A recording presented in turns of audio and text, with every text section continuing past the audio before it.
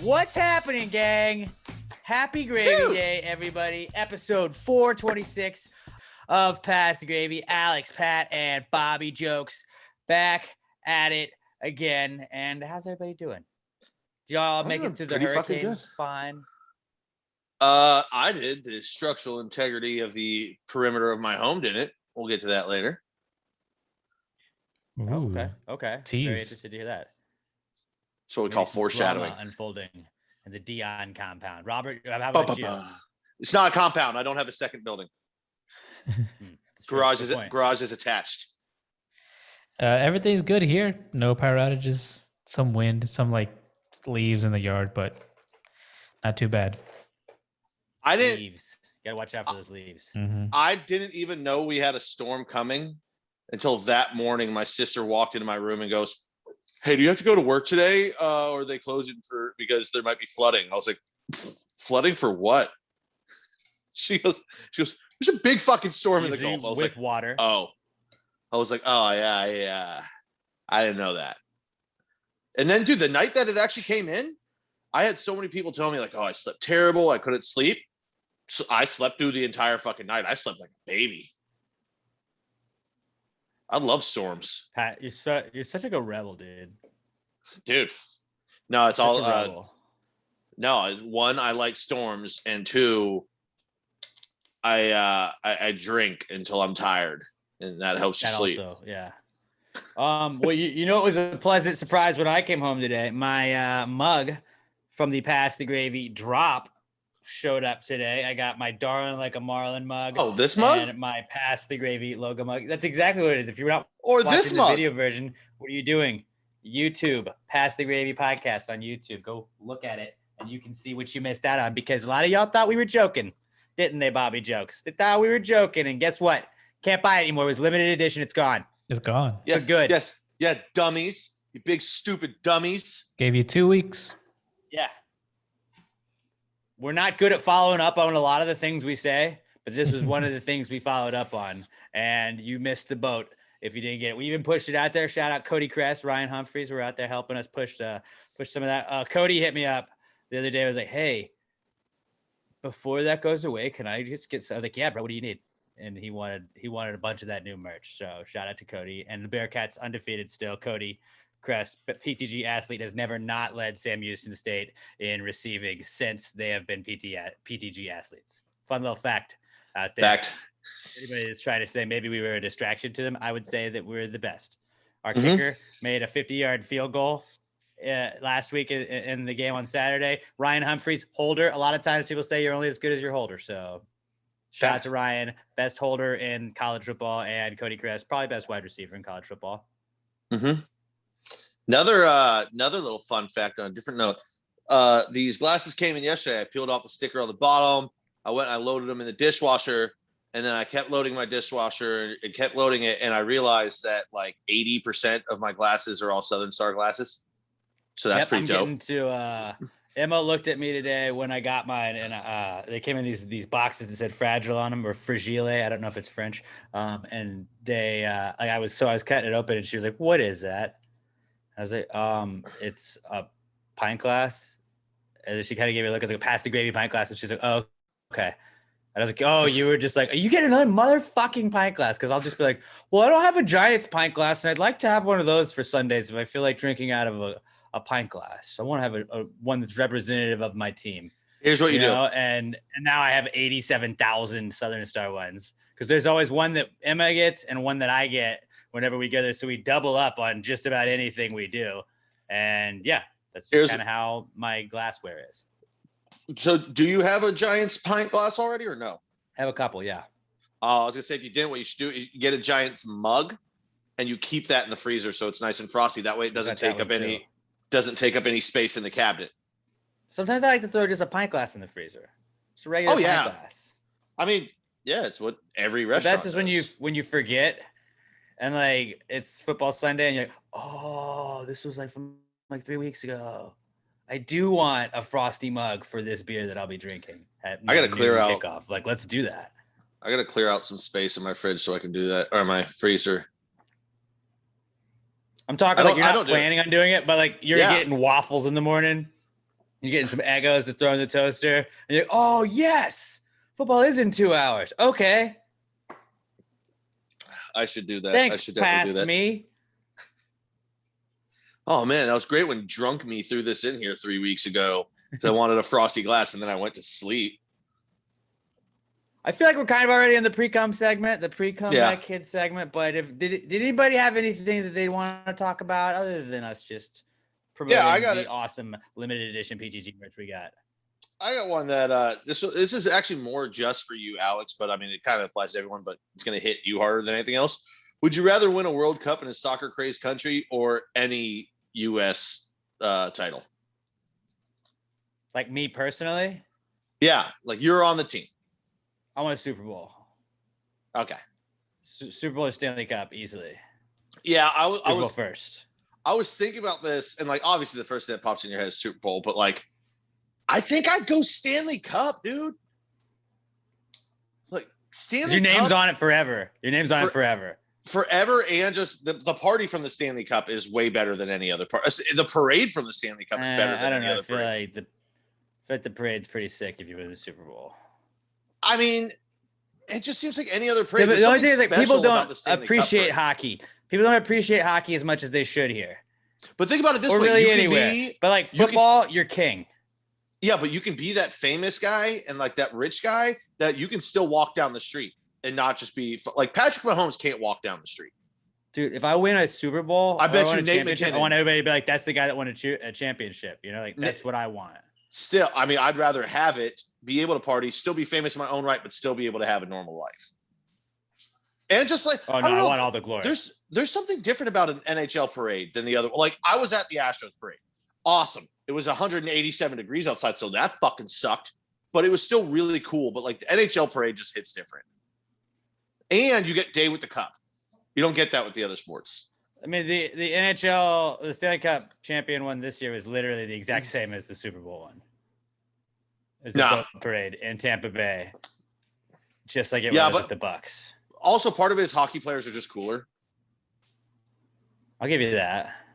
Like the hockey players, although college football players, specifically PTG athletes, are very cool. So watch your mouth there. Yeah, we should get some hockey guys. Yeah, find us a couple of collegiate athletes in Texas. Actually, we can go anywhere. So, sure, we could. Hockey players listening right now, you want? And then, who knows any like college athletes? Just like tag us. Yeah. Be like NIL question mark. Anybody got any younger siblings or anything that are college athletes? Yeah, hit us up. Like or just throw it out there. You know, whoever, any siblings. I didn't even ask you, Robert, because we all know you're taking baseball. Yeah, baseball. You have baseball. Yeah. Mm-hmm. Yeah. The other one I had, honestly, this one just made me laugh, but I feel like this is a pretty easy one too. Would you rather watch your dad fuck a 100-year-old man or see your mom kill someone? I don't want to answer that question. I feel like it's easy. I'd watch my mom kill someone. I don't want to know. I don't want to see my mom be a murderer. I mean, who says it's murder? There's a lot to see. It doesn't say murder. It says kill. I don't want, dude. Think about what's more traumatizing, actually. Watching a murder. Wait, watching a death, or watching your dad butt fucking a geriatric. I think people go to therapy for way more for like I saw a traumatic experience. Okay, so I saw someone die. This is one of those times where my brain just works different. I feel like it'd be much more traumatic to walk into a room and see your dad just pounding away at an old man. But I feel like that's gonna fuck me up more than watching a murder. I'd be like, at least he's happy. Nobody said there's anything happy about it. Just you walk in on your dad pounding an old man. Watching anybody kill anybody? No, I don't want to watch that. Yeah, but in this scenario, you also have to see your dad's hard death. I think this is a super easy answer, and you're on the worst possible side. I gotta say, watch like a murder. I've got the numbers here in front of me. 85%. Like your mom, O.J. Simpson's two people, and you have to stand there and watch that. It doesn't say it's a murder. It could be something else. But you walk in and you're just like, oh, whoa, sorry. Let me get out of the way.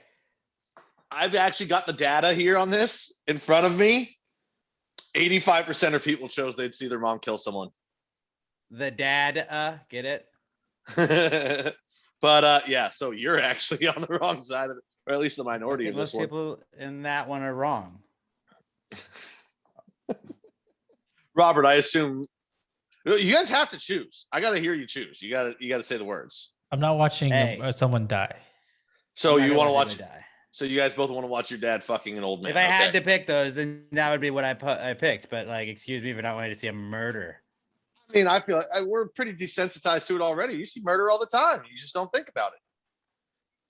You don't actually see Not the usually murder, people but that I like know doing it or the having new. it happened against them while I'm watching. I mean, I also don't watch people I know fuck. Yeah, but like, if you walk in on somebody fucking, you can just bounce. You can be like, oh, my bad, my bad. But we did cover this a couple weeks ago that if there was a video out there, I'd probably watch it if it was my friends. So that kind of just shit over my own argument there. Pot, meat, kettle. Hey, you know, I'm a very abstract thinker, I guess is what I'll say.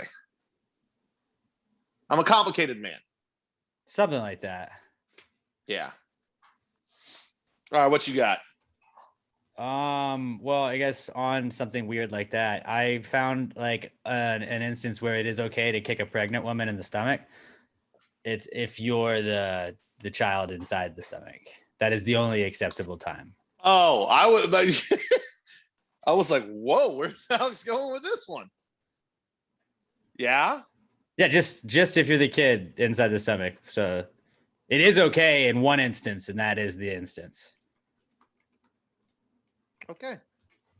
So that's just one observation I made. I mean, I had quite a bit of things that I could go on all day with some observations I made. How about if you think about Sting is a police operation, but Sting's band is also the police. Mm-hmm. That's a whoa kind of moment there, right? I would have never put those two together, actually, if you didn't just say that. Right? That's pretty nuts. And then the other, I guess, kind of like high thought, I guess I had was pies are just deep dish Pop-Tarts. Are they not? Oh my God, yes. Yeah.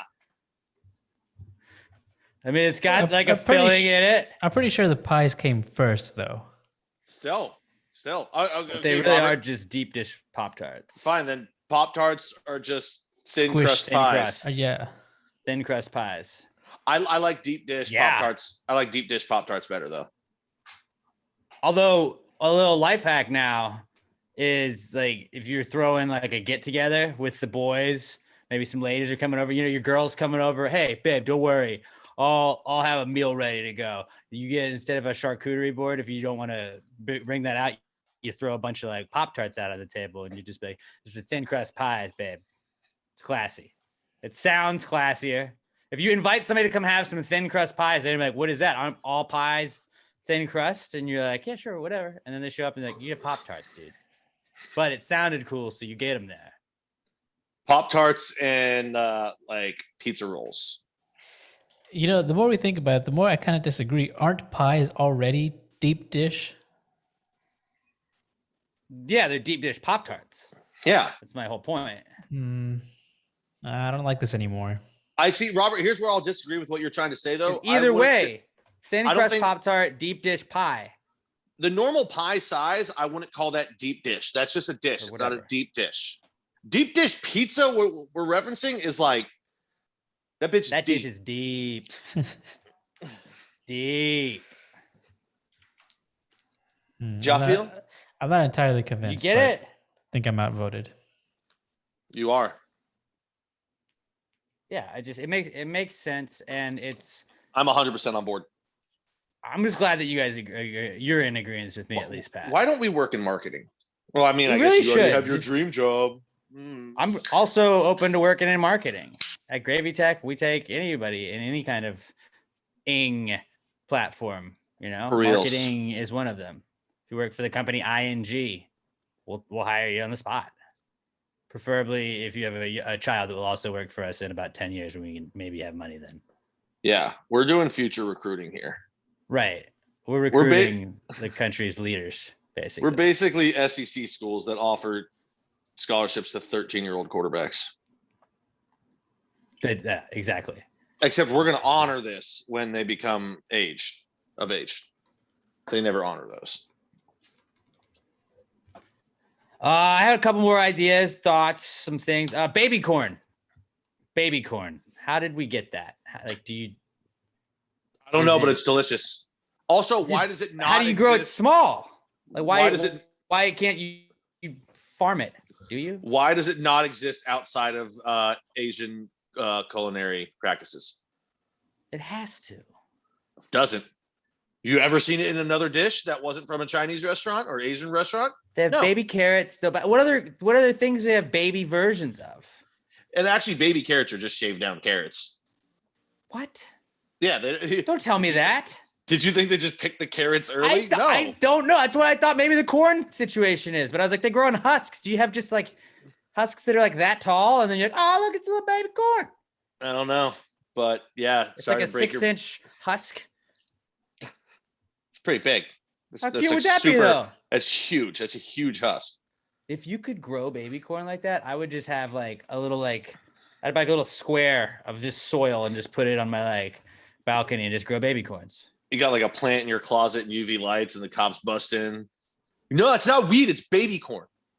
It's called agriculture. Look it up. I mean, if you grow a whole load of baby corn, you could probably feed yourself for like 2 days. Well, you could feed yourself for 2 days. They ain't feeding me for 2 days. Like baby carrots, baby corn. What else do they have? Baby spinach. Baby spinach. Baby back ribs. Baby, the back ribs, the baby version of those are my favorite personally. Baby spice. They have spice. Baby bash. Got baby backs. Baby bottle pop. I haven't heard that name in a while. Yeah. So, but again, most of these you can't grow. So I feel like why don't we have baby fruits?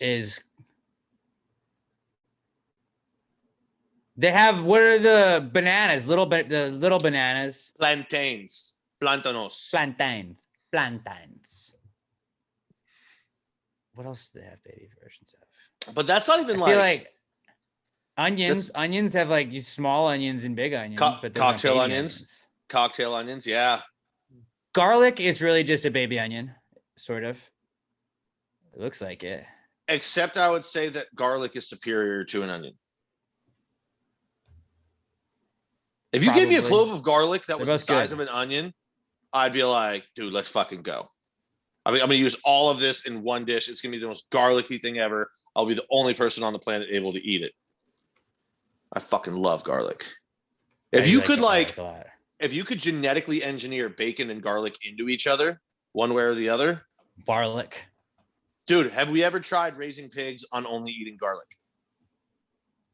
It's actually not a bad idea. Great. Gravy check. Verbal trademark.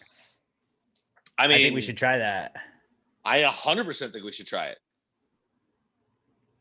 All right, hit us up if you'd like to invest. By the way, that picture behind you, that shirt that Wheezy's wearing, kind of looks like bacon to me. Just because it's got the puffy shoulders. Again, what are you missing if you're not watching the video version? Go to Pass the Gravy Pod it's Pass the Gravy Pod on YouTube. Yes. Pass the Gravy Podcast. If you search Pass the Gravy Podcast or either, you'll find it. Or go to our Facebook page. You can watch all the video versions of the podcast there. And you can see what we're talking about. We're in a visual medium too, guys. Why wouldn't, I get, you're in the car, it makes sense. But if you're at home, you just got us on in the office, maybe throw the YouTube channel. Yeah. Why not? Baby corn. So we settled that, sort of, even though we didn't settle it at all. Other food related subjects I had.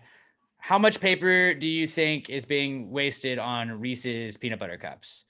I mean, Alex solves global warming again. I feel like if you already have packaging and you have a little cardboard thing that the Reese's sit on, why don't you just not use the paper?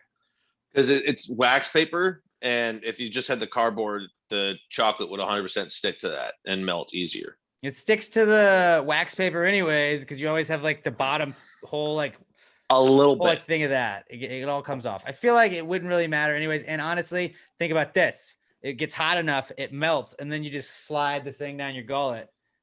It's just like a Reese's bar. See, I think that's part of it too. Is it even if it melts, if it's in that wax paper, it's going to hold. It's going to stay because the wax paper is molded. If it just melts into the packaging, it's going to fuck it up. But in this green society that we are in today, kind of wasteful looking at it from the outside looking in, right, guys? I mean, you're right, because I feel like you can still recycle wax paper. I don't know why you wouldn't be able to, but nobody has ever put that in the recycling. It goes in the trash every time. So I think you're right. Yeah. Reese's, your move. Do you hate the environment? Let us know. I mean, just make me CEO of Reese's. I'll take all the hate. That'd be tight. And all the why aren't you guys recycling? Because fuck you, that's why. That would be a great idea if like you were ever CEO of like a company and we just started drama with you and then you're going back and forth with us, but it's really just putting names back out there. And then like, what's Past the Grade podcast? Why is Reese's fighting with them every week? Business idea. I loan myself out to companies. I'll be a consultant, but what they do is they hire me as CEO and they know they've got scandal or something bad coming up. Nothing that's going to get me thrown in jail, but just You're bad sort of the PR. fall guy. And yeah, I'll be the fall guy for bad PR all day. Be like, well, why did this happen? It's not going to go well. Oh, we hired this new CEO and he turned out to just be a dick. Didn't know anything. He was a restaurant guy before this.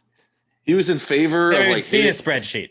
He's in favor of hitting kids. And we didn't look at his tweets. That was the problem. We should have went through his tweets.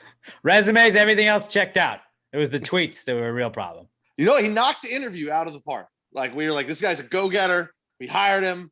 And then he said he wanted to punch children in the face, and it made our company look bad. But hey, we fired him. We fired the bad guy. So don't worry about what our company just did. The bad guy's gone. That'll be my job.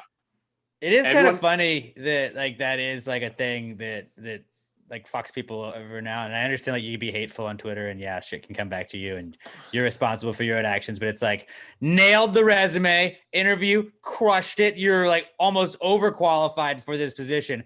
But then like you get a job and you don't get a job and like, well, people online said that you were going at LeBron James a little too much, saying he'd never be Jordan. And it's like, yeah, like what I do spending my time just like trolling a professional athlete online is not like the worst thing, but like Darren Rovella like tags somebody like trying to like ruin their life, doing that for just like trying to like make fun of somebody online. It's weird that that's how we look at shit now. Like, hey, again, if you're throwing out the N-word, maybe don't do that. Like that's a problematic thing, but it's like I'm gonna problematic, gets people in trouble now for it. And go ahead, don't do that. Forget the maybe. Don't do that. Don't. I don't think we need the maybe there, Alex. I thought you would use your best judgment and would just say no anyways, but don't do it. I didn't want to tell you what to do. I wanted to let you make that decision yourself. Touche. Free will. Ever heard of it? Yeah, Reese's is not great. Reese's is not great because they're litterers. I mean, Reese's are great. They are great. But like they're kind of maybe, go green. Go green. My last thing I had for the pre-cum segment is I saw like an ad for ingrown hairs or ingrown hair remover. Like, what the fuck happens? How does that work? Like, baby, I don't know. How do we get ingrown hairs? Why don't they just grow out? Like, do your thing. That's what you're supposed to do. Why is it like, I'm going to go inside? God damn it. I've only had a couple. Like, I can probably count on one hand how many ingrown hairs I've had. It's never been a problem. Here. Like, I feel like my siblings used to get them a shit ton more. I have no fucking clue. Googled this, couldn't I? I'm gonna because I didn't get them enough for it to be a problem for me. But I think I remember my sister having ingrown hair. Maybe because like shaving her legs and stuff. I don't know if that'll cause that shit. Oh, an ingrown hair occurs when a shaved or tweezed hair grows back into the skin. Yeah, like I guess it curls, but then just goes right back in the skin. Or maybe like you cut it and then it grows like sideways. I don't know. Hair's dumb. Don't worry about it, guys. Be as hairy as you want. Yeah. I mean, we'll make fun of you. People will pick on you. But do you? Ooh, who's unprofessional? No, it's like my apartments are calling me, but I'm not. Okay, why is your phone not on silent? It is my computer is not, and that's why it's picking up that. So my bad. I'm dumb. Yeah, it is your My bad. But yeah, ingrown hairs are weird. Like not if you have them, but it's like figure out hair. Yeah, like literally, my body's What are pushing you you out. doing? Why are you coming back? Wait, this ain't for you. We're giving you Obviously, oxygen. it's not. And It's you're like no. turns into like it looks like a zit, I think. Yeah. And then you get to pop it. That's fun. Yeah. Did you ever at staff? Nope. I wasn't filthy. I wasn't either. I remember I got it one time though, like on my stomach, and I thought it was just like a zit or like an ingrown hair, and then like I kept popping it, and then it just like would never. It was like it just kept refilling like a zit. Like you can't just keep like if you try and pop a zit too early, it was like I've been doing this for like a week. What's going on? And then went to the doctor. And they're like, "Yep, that's a you got the staphylococcus." You just said you got the staph and cock in a matter of like 4 seconds.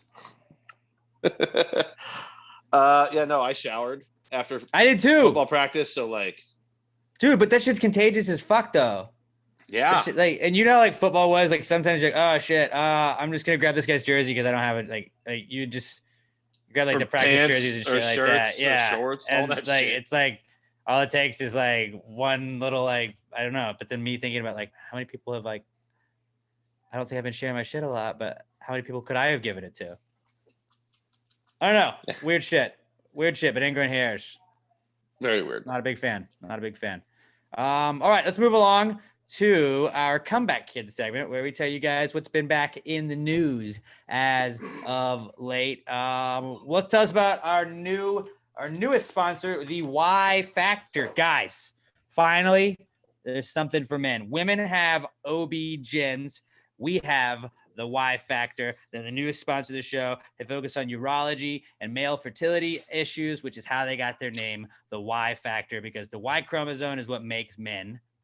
It's what makes guys dudes. The Y Factor specializes in men's health, so they can help you with low T, pain below the belt, male fertility issues if you have any. They can also do no scalpel vasectomies for the guys that are ready to stop having kids, and urological wellness exams as well, which is what I'm going to talk to you guys about right now. It doesn't matter how old you are. If you haven't gotten a urological wellness exam in the last year, you're probably due for one. This exam is all about prevention. At the Y Factor, they test for anything that could be a major problem down the line. It's not an exam with your family doctor. It's with trained specialists that know about, dudes and their stuff down there, right? They know all about men's health and what to look for with the right test. They have 5 locations in the Houston area and Memorial, Tomball, Webster, Richmond, and a new location in the Woodlands. All locations have free parking, minimal wait times, and they accept almost all major insurances. So you have no excuses. Book your appointment online at theyfactor.com. That's yfactor, theyfactor.com, excuse me, theyfactor.com. That's the letter Y, factor.com. You can learn about all of their services there as well. Just go check out the website. Maybe you don't think you need it, but you're going to check it out and be like, okay, maybe I'll go check it out. And like getting your boys checked out, getting down there checked out, it can't hurt you. You're never going to be like, oh man, I'm glad that I got the all clear. Like then you're going to be feeling that's never like it's a pain in the ass to go think about doing it. It's like, oh, maybe it's a chore, but then you're going to have that clean bill of health. There's nothing better than that. Nothing better. Like when I do my yearly doctor's trip and like, I check out the doctor. I'm like, okay, everything's cool. All right. Check that off. I'll see you next year, doc, even though I go more than that, but still. They got all kinds of stuff like that. And they know they're the right people for you. Book your appointment online at theyfactor.com. Learn about all their services. Somebody from the office is going to call, confirm your appointment, and you'll be set. Please tell them that you heard about them right here on Pass the Gravy podcast. Like I said earlier, women have OB-GYNs, men have the Y Factor. Check them out, theyfactor.com. On Instagram, give them a follow. Let's do a thing. Let's do a new. We did a giveaway. I think we did this with Alamo Remedy. I'll give away one piece of merch from the Pass the Gravy store. Go to _Y Factor on Instagram. #GravyGang under all of their posts. Under as many posts as you can, just hashtag Gravy Gang. And whoever I see comment on the most will win any free item from the Pass the Gravy store that you want. And if multiple people do all of the posts that they have and they comment hashtag Gravy Gang, then I'll just pick a name out of a hat or something like that. Also give them a follow on Twitter. They're at Man Centers. That's a badass Twitter handle. At Man Centers. At _Y Factor on Instagram, hashtag Gravy Gang on all their posts. Let them know that the Gravy Gang hears them and that we're supporting them. And then on Twitter, at Man Centers. All right. The Y Factor. We're really happy to have him on board and part of the Gravy Gang. TheYFactor.com. And you know what? Shout out founder, CEO, chief medical officer, Dr. Williams. Happy birthday for the Man Happy Center. birthday, Doc Williams. Wow. Who would have known? Yeah. Thanks for reminding me, man. Sorry, Doc. I didn't damn say it. anything. All right. I already feel bad about saying this, but you called him Doc. Would it be inappropriate to call him Doc Cock or the Cock Doc? We're going to have maybe we'll have Dr. Williams on to teach us a little bit about this. Maybe we'll do an Instagram live or something with him so you guys can learn about it. I mean, there's a lot of questions. Yeah. A lot of questions. And, like being a dude, sometimes it's hard to like ask out, but these are medical professionals and those are the people you want to ask about it with. I don't want to be like, hey, Robert, you have any dick problems? And like Robert, like, well, Alex, now that you mention it, like that's not the way to figure out if you're doing okay. When they ask how's it hanging, to talk about they this stuff. Actually want to know. They It's a care. medical question. They How's care. it hanging can be a It's medical scientific. question. So yeah, TheYFactor.com and then _Y Factor on Instagram, hashtag Gravy Gang on all of their posts. All right. Let them know the Gravy Gang's here. Let's get into the Comeback Kid segment. It's the Comeback Kid. The Comeback Kid of the week. The Comeback Kid of the week. Bitch. All right. Our first comeback kid this week is Hurricanes. Hurricane Nicholas came through Houston and some other places. And yeah, mostly wind, fucked up shit. There was some flooding. I felt like we were pretty lucky. Like it kind of missed the majority of it. I feel like missed us. It hit us a little bit, but I thought we came out okay in the long run. It wasn't like a Harvey or anything like that. Yeah. It's just the worst is having like just the worry of like, man, like we lost power for a little bit, but I was at work most of it, and so like it wasn't down super long, but that was about the worst that we got here. And we live on a 4th floor of an apartment, so we're usually okay, but it's just street flooding and shit like that happens probably 3-4 times a year at least in Houston, and you're just like, damn it, okay. I can't imagine just like living like there are people that live on like off of bayous and stuff like that. And it's like at a certain point, you just like, are you not just like, I just gotta move? I gotta go to higher ground. They always show like the same couple places on the news where it's like water's up to it's getting to their front yard. And you're like, damn it. Like if this is like the first couple hours of the rain, like you're fucked if it keeps going. And like with Harvey, like those people didn't stand a chance. They're just back in their houses and stuff fairly recently. And it's like, and it's raining, it's coming back up and it's flooding. It just sucks. Yeah, it's not like great. Like we could either be on fire like California is, and they have mudslides there. They also have earthquakes. Yeah, California, they got a lot of other shit. But droughts. And Houston's like, we are not prepared for cold weather. And it also floods like a handful of days a year. So get ready for that. Just move to the burbs. Move to the burbs. Speaking of hurricanes, though, a different kind of hurricane, the Miami Hurricanes football team, they were playing at Hard Rock Stadium, which I believe is where the Dolphins also play. And the next comeback kid stems from that because it's cats. Cats are back. We had a good old-fashioned cat in the stadium story yet again this weekend. I don't know if I feel like, Robert, you should make like a Twitter account, or it should be like your thing. Like I need you to be cat count guy. Like anytime there's like a cat involved in a game, a cat runs out on the field, I want you to be our guy that keeps track of that. All right. From now on, that's your another job you have on Pass the Gravy is to like give us a cat in the stadium update. Maybe even like you have to go live on Pass the Gravy's Instagram or whatever and be like, hey, so look here, Hard Rock Stadium, cat falls off the upper deck. This is what happened. Like that, we like nobody really has a cat guy, a go-to cat guy. We need that, like that's our niche in sports. I'm pretty sure there's a reason why there's no like go-to cat guys. Not yet. Animals in animals in the stadium. That can be your coverage. You do. And then you edit every video and put the Benny Hill theme song in the background of it. Like when a squirrel is running around the field or even the cat dangling. Do you have any idea what song I'm talking about? No, I do not. Oh, okay. Like a dog gets loose on the field and is running around with that music in the background. Hilarious. Or a squirrel. Because it is hilarious. Like a cat dangling from the rafters. We're team dog over team cat. I feel like unanimously on this podcast. All tight. And I mean, that's the way it should be. But like, while we love dogs, a dog is not going to be as much fun to watch run around on a field. Actually, they do have Thunder from the Trenton Thunder. So the bat dog. Bat dogs are fucking always cool.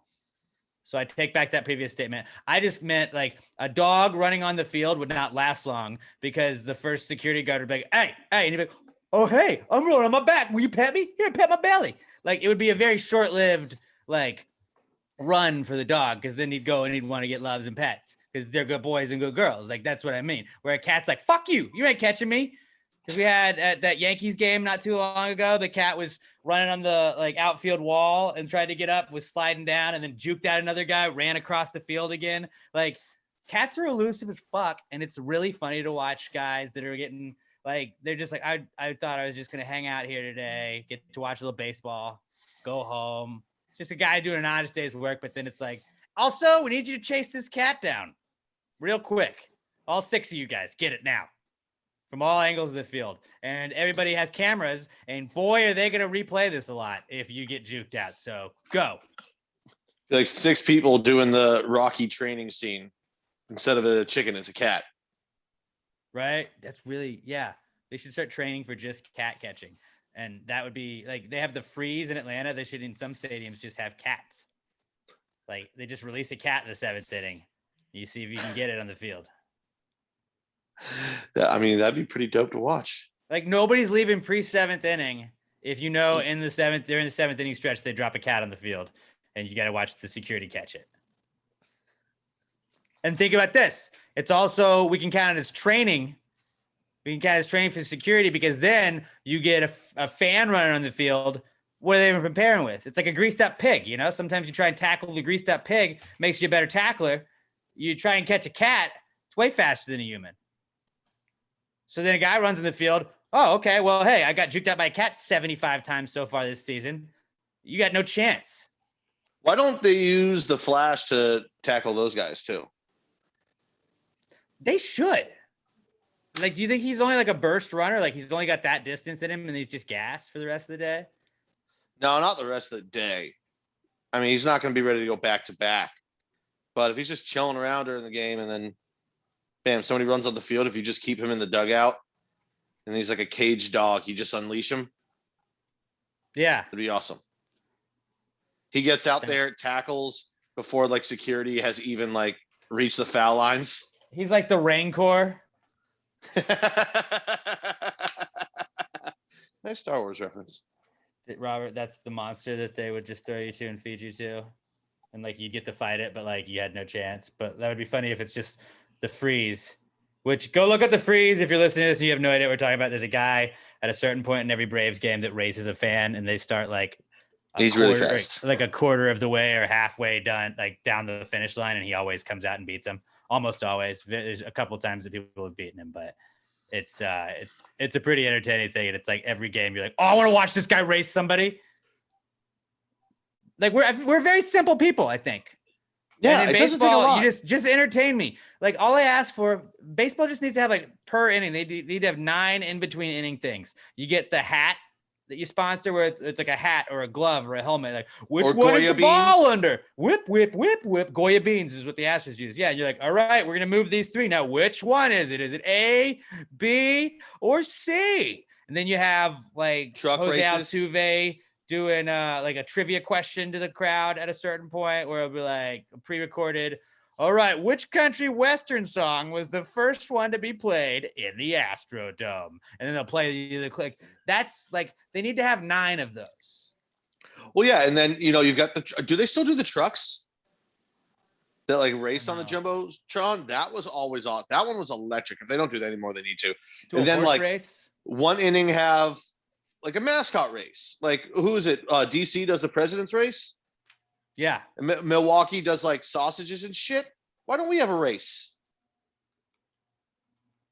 Mascot races are the best.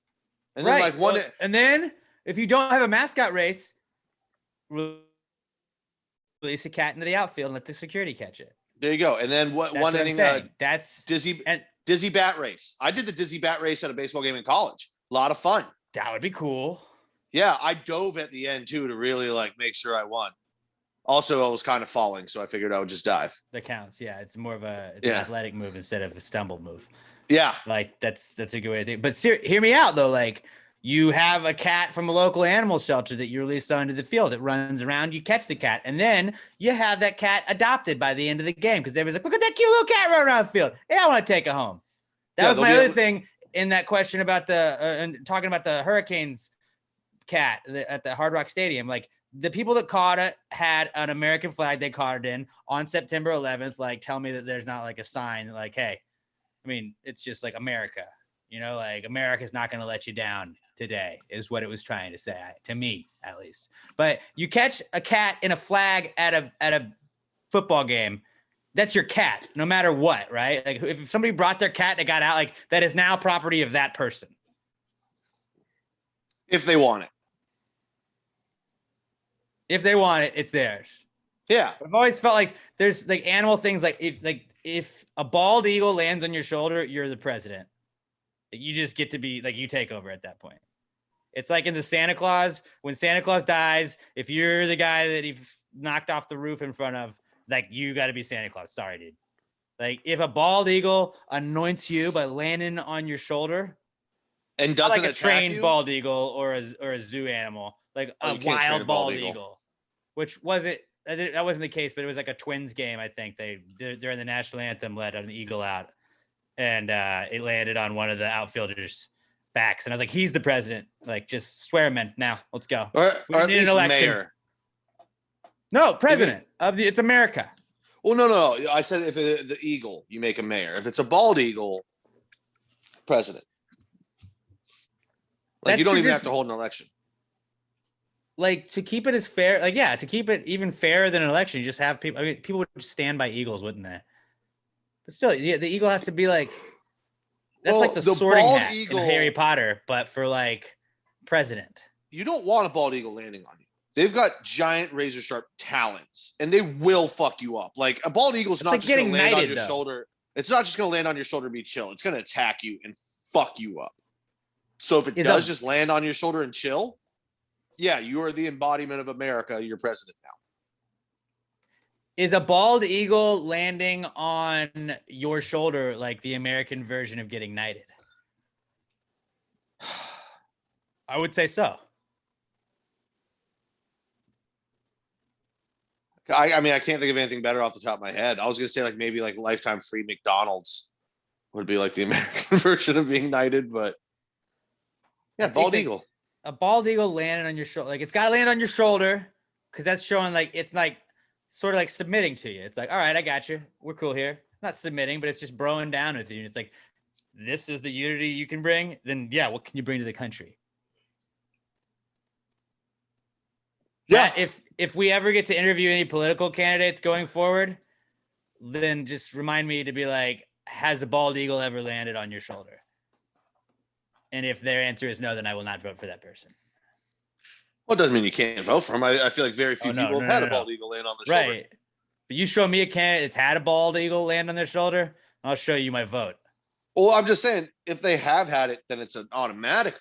If they haven't, they still have to earn the vote. But that would be funny if it's just like during like right now, Biden is president, but like say you're just walking down the street tomorrow and a bald eagle just somehow shows up and lands on your shoulder. It's like, sorry, Biden, Pat's the president now. It's just them's the way it is. And like, you could be president for 6 years. No, you have a term limit. There's a term limit. And then at a certain point, Yeah. we have elections if there's not a bald eagle that does that. That keeps our democracy in hand. You finish the But term. then whenever the an current term. eagle, but if you have an election and like you get sworn in and like the next day a bald eagle lands on Robert's shoulder, then Robert's the president. Sorry, dude, you had a 1 day run. And like, you're not allowed to just go watch eagles and hang out by there and like put food on your shoulder. Like, it's got to be natural.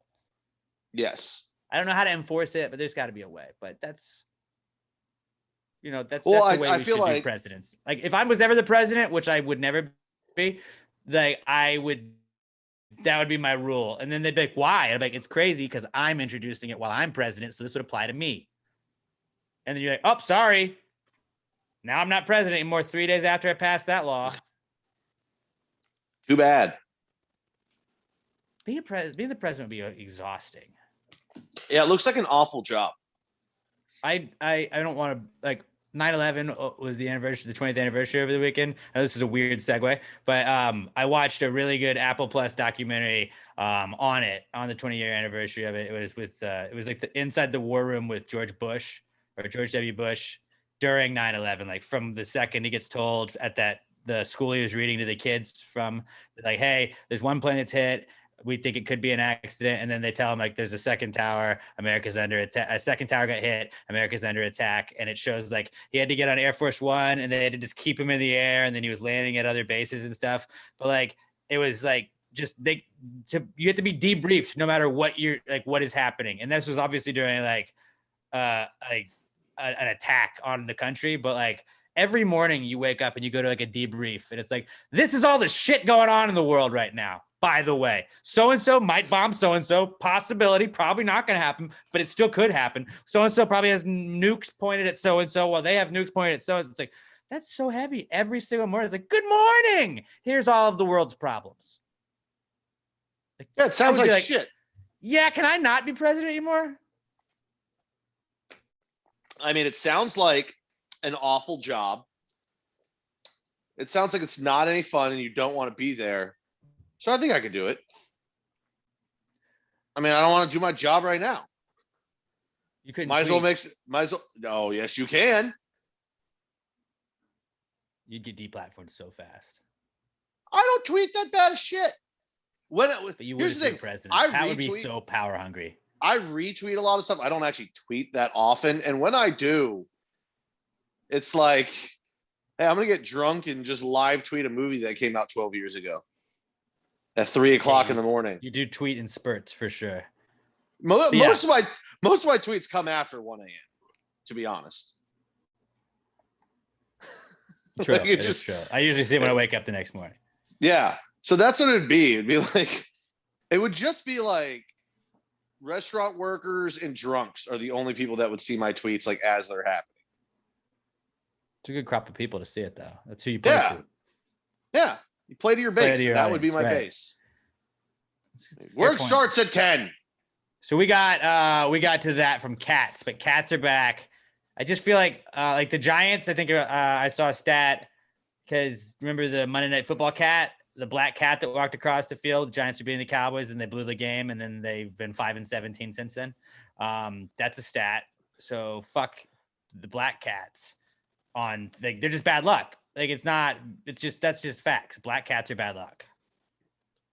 There's no disproving that. Well, you could say the luck was changed because the Panthers had that virtual reality giant panther. Not a real cat, though. Not a real cat. And it was also a panther. There was also a panther. Panthers are cats. It's a big cat. House cat. Well, then say house cat. Stray cat. I don't know. Technically, all panthers are strays too. It's true. They're big cats living in the wild, but I mean, they won though. You should post because you're the only one that you live in an apartment, right, Robert? No, not really. No. Like It's a duplex. Duplex. Yeah. Like, is it in a neighborhood? Yeah. Okay, so since y'all live in neighborhoods, go around and put like a picture of a tiger and just be like, found stray cat. 281-330-8004 as like the phone number to call, just because that'd be funny. Rather bitey, ill-tempered, looking for owner. I've always wanted, like, I feel like I would do that once and then I would never do it again because it would only be funny to me. But I've always thought it'd be funny to just be like put weird wanted signs or like lost signs throughout a neighborhood. Obviously, not everybody else has like real lost signs, but like if it's just like put a couple of those on phone poles and people be like, what? Why? Like lost bird would be funny if it was just Larry Bird's picture. Just like lost cat, told wife I'd put up signs. It's Tigger. Don't want him back though. Your problem now. And like there's no phone number on it. But a found stray cat and it was a panther would be pretty funny. If you just like a funny. ferret. You see this guy said he lost he found a panther. Just kept it. Like a ferret or a possum. Like ugly cat found. Real dick. No, because it would have to be like a big back. cat, like something that wouldn't like. That's why it's funny because it's like that's not a stray. We gotta move on. Cats, they're back. They're back. Conor McGregor, also a comeback kid this week because he wants to fight anybody, anywhere, at any time. If you're Machine Gun Kelly, I don't know how it happened. Somehow he threw a drink at Machine Gun Kelly and it looked like they were gonna fight. Is this a publicity stunt? Was this part of something that Conor's just trying to play everybody for to get money later on? Probably. A little bit of me thinks that. Yeah. Did you see the event in question that I'm talking about?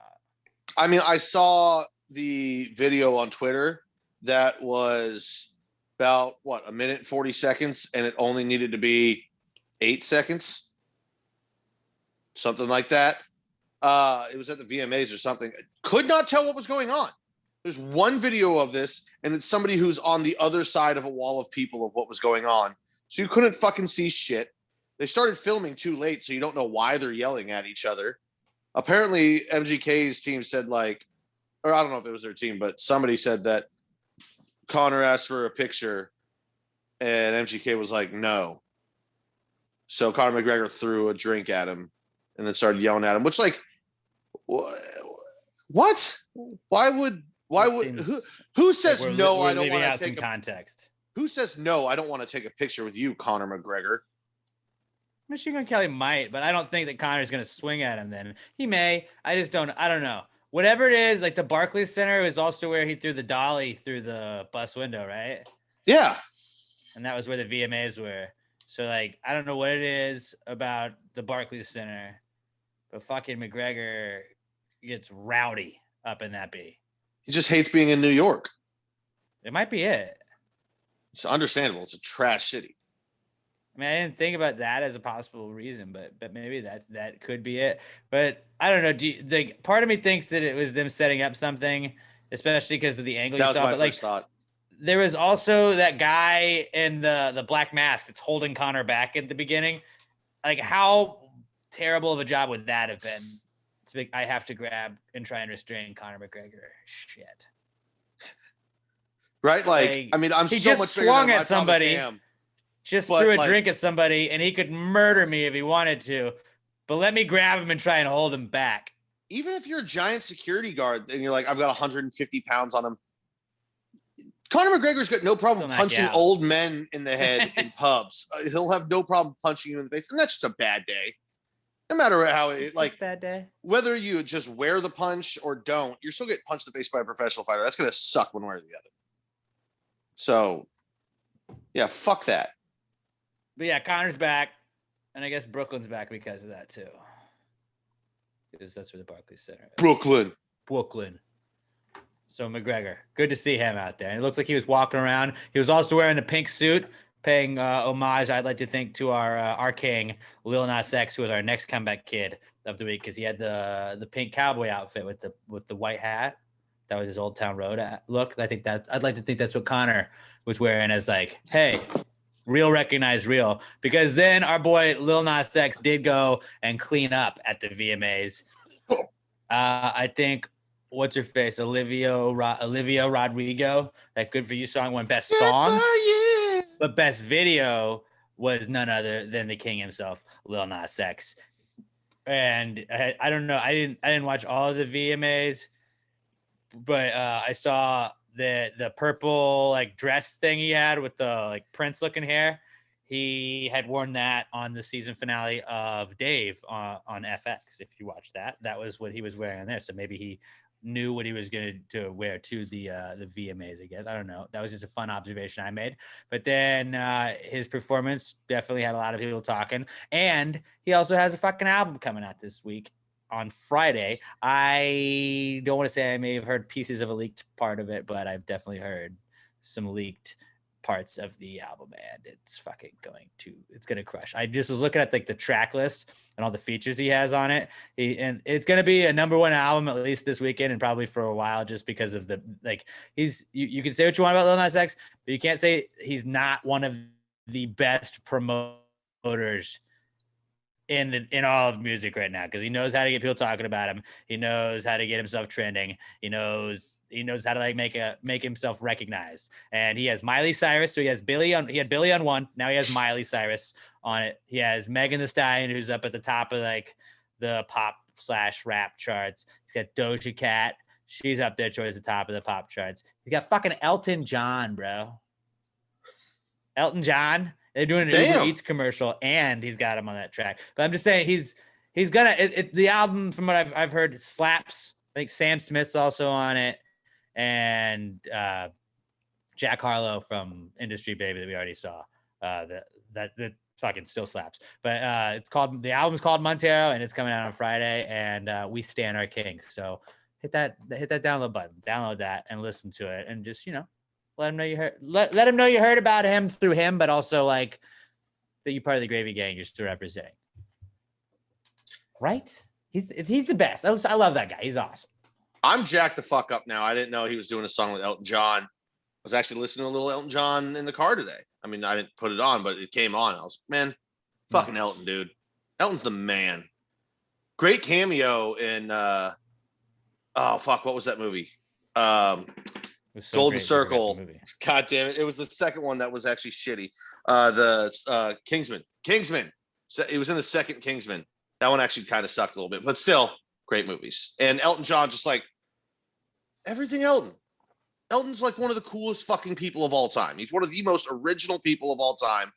Fucking phenomenal voice, just ripping it on the piano. Still need to see the movie about him that actually starred Taron Egerton or whatever his fucking name was, who's the main actor from Kingsman. So there you go. Everything comes full circle. How about that? I've heard it's fucking dope. I really need to see that Elton John video.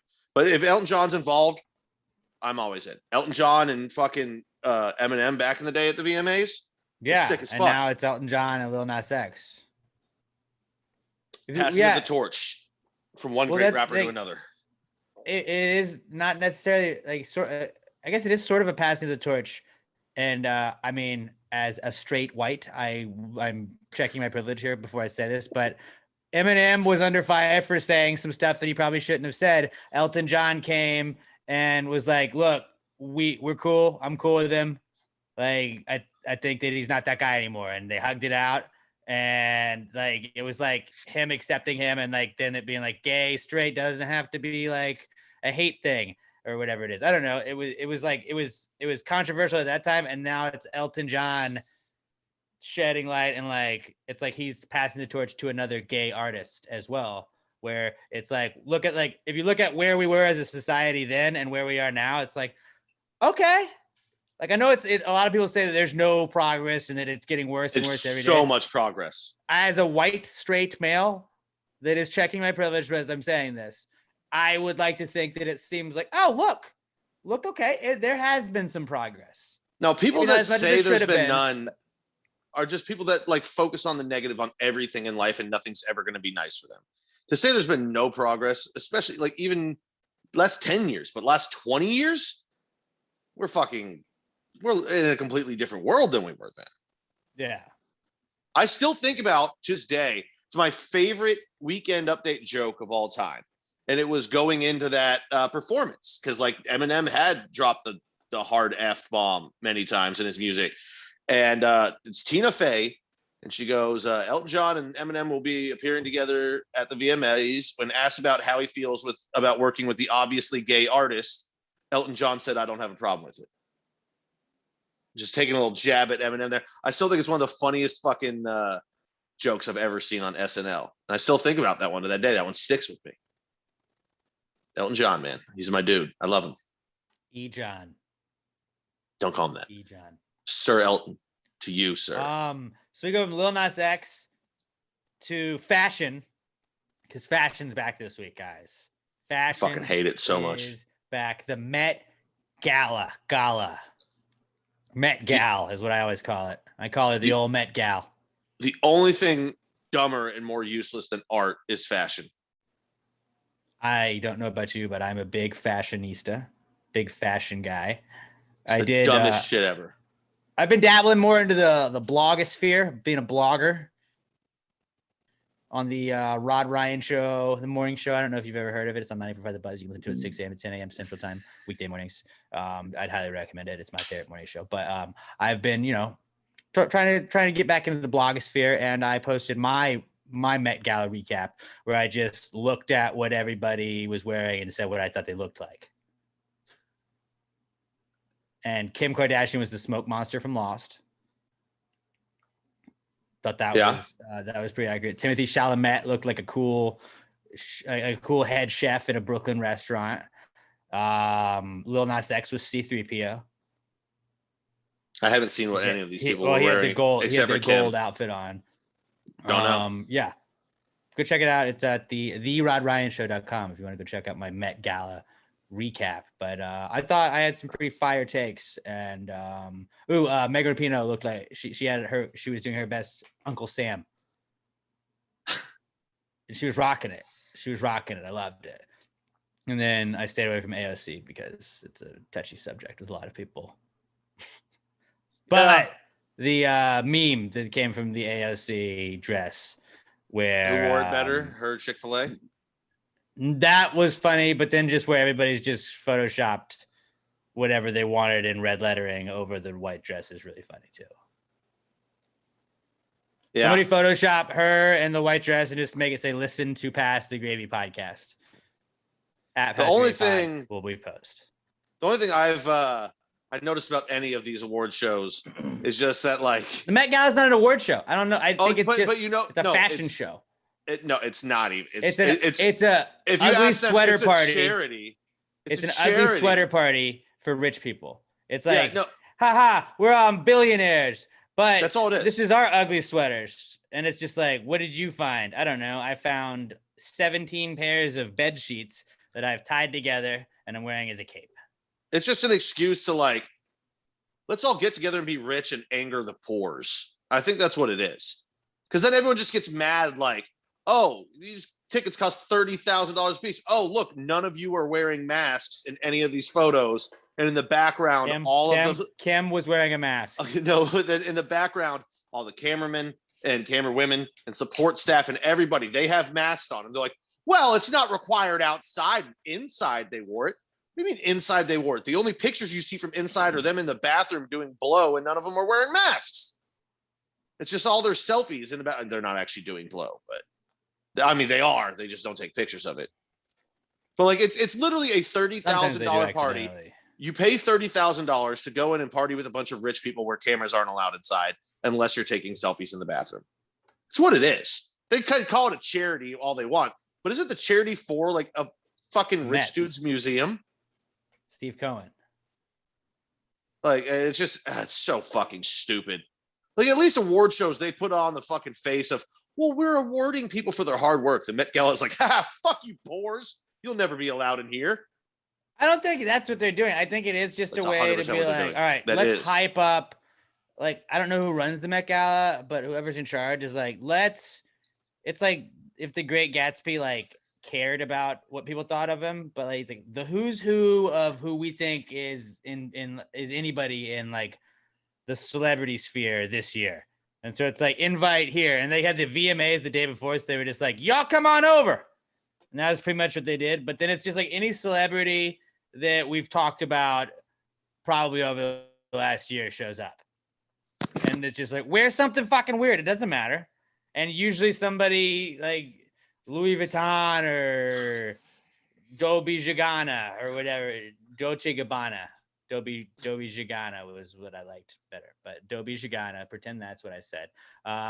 They'll be like, hey, here's $1 billion dress. Wear this. And you're just like, all right, tight. And I'm sure like it's a dope ass party inside, but like it's a way to be like, hey, you are famous and thanks for being famous. That's like their hangout without the peasants night. Of all of these things and events that went on, there was only one that interested me at all. And it was the 9/11 tribute comedy show that went on in New York, which I don't know if you heard about this, but it was like the biggest fucking set. Like it was Bill Burr, friend of Dave, former co-host Chris Hogan was in attendance at that. Oh, he did go. Yeah, he was there. Colin Jost, Bill Burr, Dave Chappelle heckled, and Chappelle kicked out a guy for recording. Yeah, and apparently we'll have him talk about it on Pass the Grady Bro. Check it out. Check it out this week. Chappelle was hammered drunk, apparently. And like from what I've heard about people that were there, they said it wasn't so much like a regular comedy show. It was just like one comedian would go up for 20 minutes and then like they just call their buddy over who's also a comedian. He'd go up for 20 minutes and they're just kind of doing that. But Chappelle, yeah, I wish we could get video of it, but it's Chappelle events, that's how they go. You give up your phone because he works really hard on these sets and he doesn't want it out until it's ready. But by all accounts was just like on the verge of blacking out. He was so fucking drunk. But like, I would love to see Chappelle in that state. Like, think of how much he lets it rip as is. When he's too drunk to fucking care, Chappelle had to be just fucking letting it rip. That would have been an all-time event to be at. Yeah, Chris said it was a pretty awesome time. I bet. Tickets were $200 a piece. And it was like 4 hours long. That's what Chris spends his stipend on. That's what I would too. If I lived in New York, in that hellhole of a fucking city where there's no joy ever, I would save my money up for things like that. The Yankees did win yesterday, so I will say that is one positive part of New York right now for me. But other than that, yes, I will give you that. Great 9/11 tributes as well. So also that was great from New York as well. So that's two things. For the football team that represents them, I will not say anything yet. Remains to be seen, but tomorrow we'll see. I think they'll do well tomorrow. Or today. But speaking of the football team, or today, depending on when you're listening to this. Speaking of the football team and the football team that you just talking about, the Mannings, they are back because Peyton and Eli they're so great. There's no other way to watch Monday Night Football now. Fuck the regular broadcast. I had somebody text me.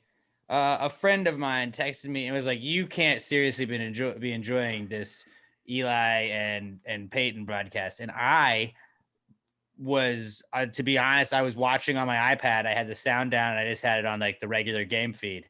And I was like, oh, they do have an Eli Peyton broadcast. And it was still like 8 minutes left in the fourth quarter or the first quarter.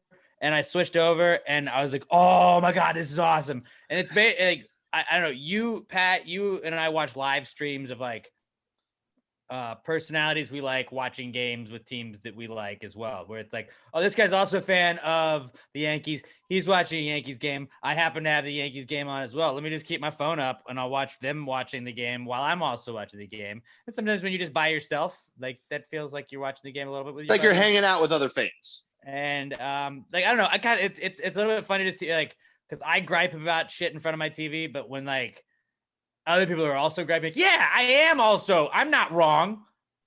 They get it. Like, it's just sometimes you need somebody to be on your side almost. Just you need somebody in your corner when you're going through some tough stuff with your team. And it's nice to just have somebody do that, or somebody just, when you see them being excited and you're also excited, you're like, okay, cool. Or just other people that are betting on games, yelling at the same things you're yelling at. That it helps with my sanity. But like, that if was I'm what just it felt sitting here like by the myself, Eli and Peyton broadcast was. It felt like you were just it felt like I was like on a Zoom call that they didn't turn my mic or video camera on. and they like it was a class. It was a Zoom class, and we were watching the Monday Night Football game, but Peyton and Eli and their guests were like doing a podcast during it. Yeah, so like from Podcast what I while heard, you're watching the game. I missed the first quarter and a half because I just wasn't home from work yet. And from what I heard, the first quarter and a half, like it was started out a little awkward or clunky because they had like set things that they wanted to do and almost like segment type things. Yeah, Peyton had like a whiteboard he brought out. He's like, no, over here you have this and the coverage 0 right here. And it was just like, okay, I'm here for it. But apparently, like if you're a football head, a big football guy like me and you, like, I don't know.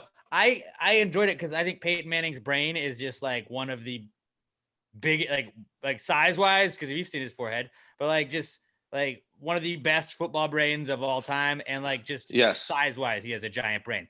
And like him breaking it down in his eyes, like I love that. If you've watched Peyton's Places or where he would like look back at film and stuff, like that was cool to me. But I don't want them like they're not Peyton's Places. It's okay, like, so from what I heard, once was the film session with him. Yeah, once they got through that and it was just them sitting there talking, that's when it got really good, and that's all I saw. I have no problem with him doing the whiteboard. I'd actually like it. I don't want them set up like, okay, you know, here we want you to break down what a cover 2 is for the audience. Fuck that.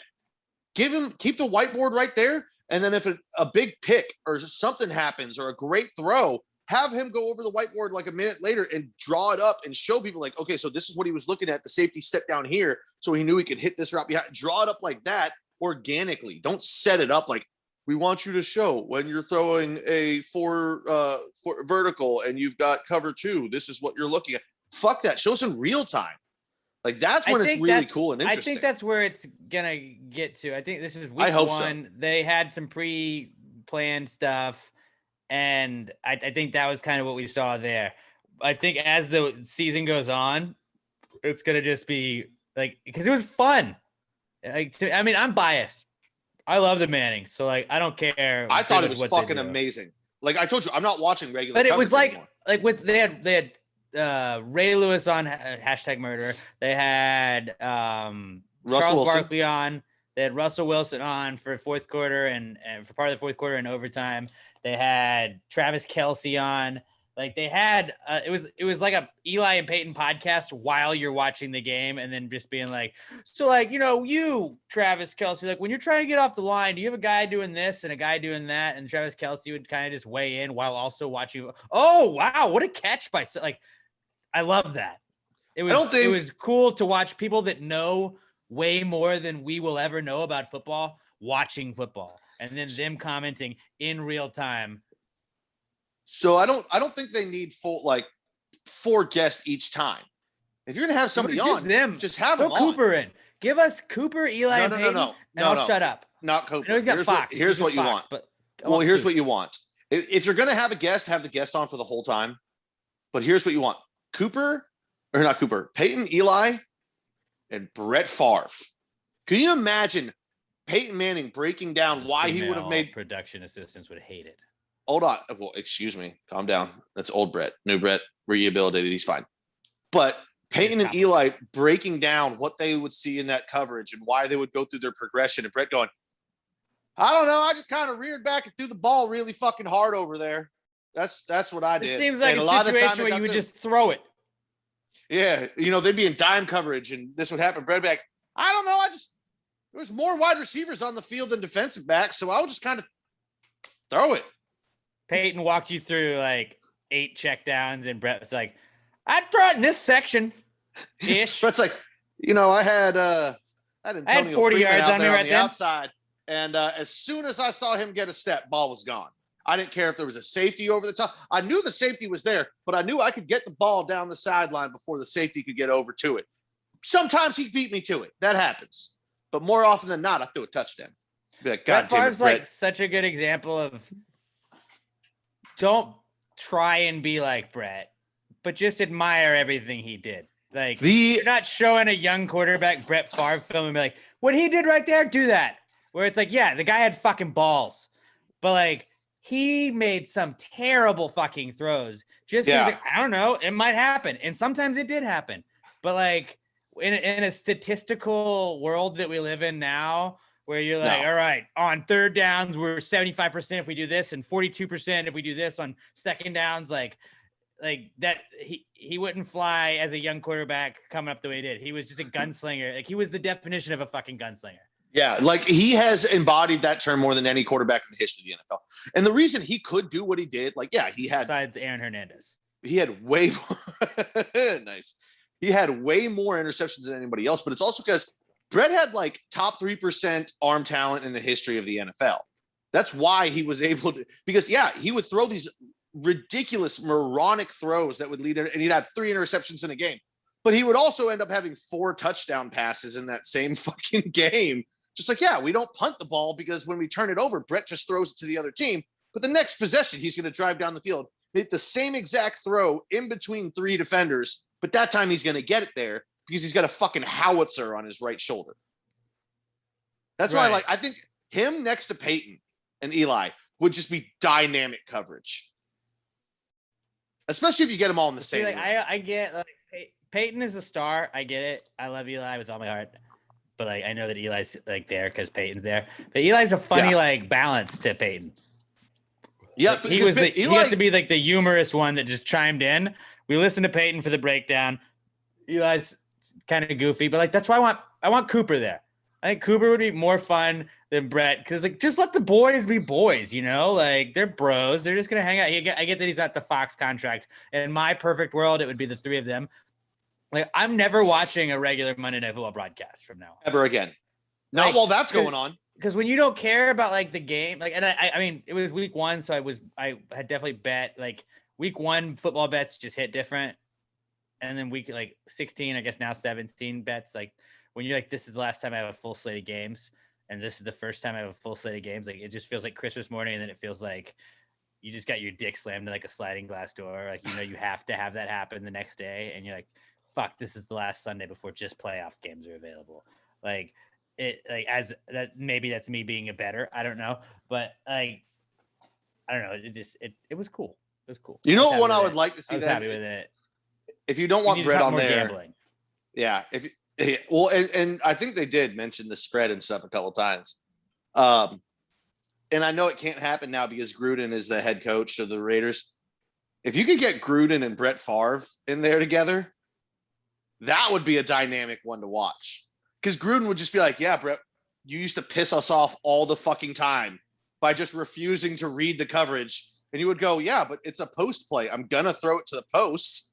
Yeah, Brett, but there's other routes on the goddamn route tree that play. Well, just like what that whole broadcast did, though, to me was made me not like a game like in week 6 that I probably won't care about unless it's like my team. But if it's just like throw out, like if it's the Steelers against the Dolphins in a week 6 game, I'm probably not going to be super duper invested in it, you know?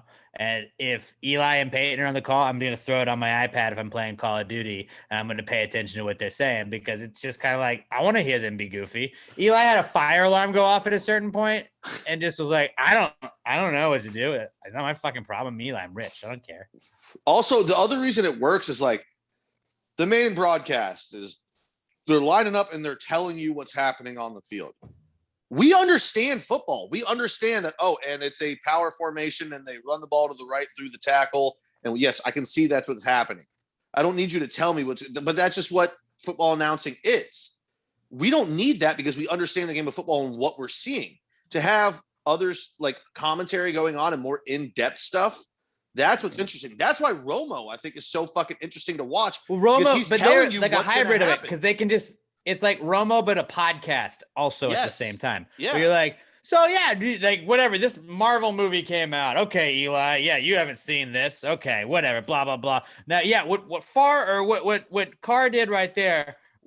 He sees his check down right here. Obviously, he's covered. So he throws it to Darren Waller over there. He finds him in the flats. It's a 16-yard game right here. This is your check 1. This is your second. And you're just then right back into whatever they were talking about. And it's like, I love this.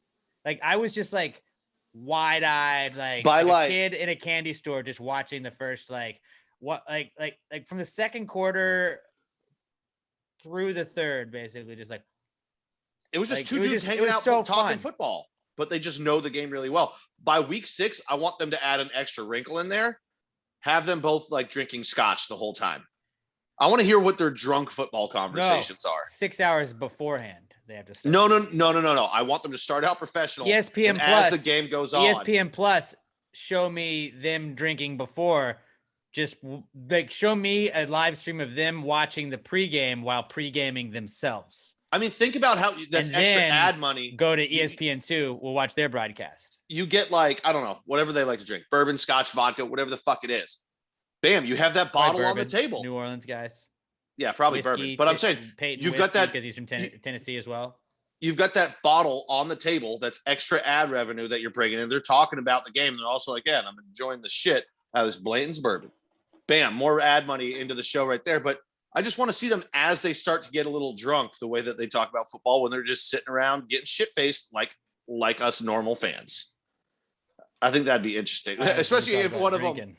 Yeah, I would just love to hear. Last darn like a Marlin. Oh. You should probably pour Almost that. the end of an era, guys. You should have probably poured that in your darling like a Marlin glass. I didn't watch that cup. I watched this glass. Hey, This hand guy up. before we started recording. Hand up. I lied earlier. I put them in the dishwasher yesterday, and I forgot to actually wash them. So I'm just raw dogging it. If I don't get sick with all the other shit I do, This is America, dude. it's an unwashed glass. I'm assuming they washed it before they sent You're it. gonna get sick on a pasta gravy glass. But speaking of Eli and Peyton talking football, our final comeback kid this week is talking football, because how good does it feel to just talk football with your buddies? Not even your buddies. Oh, so good. I was in the restroom the other day. I was taking a piss at work, and somebody was talking about just Sunday's games. And they're like, "You see the Rams game? You see the Rams game last night?" Yeah. Matt Stafford. I don't know, dude. And I was like, I think Matt Stafford's going to fit in perfect. And I was just like, I love them just having, just guys talking about so football nice. in just a regular setting. Last year, I mean, I think a lot of us didn't have the workplace to go and chat about football with. Robert, I mean, Robert, how much football have you watched? Did you watch at all this weekend?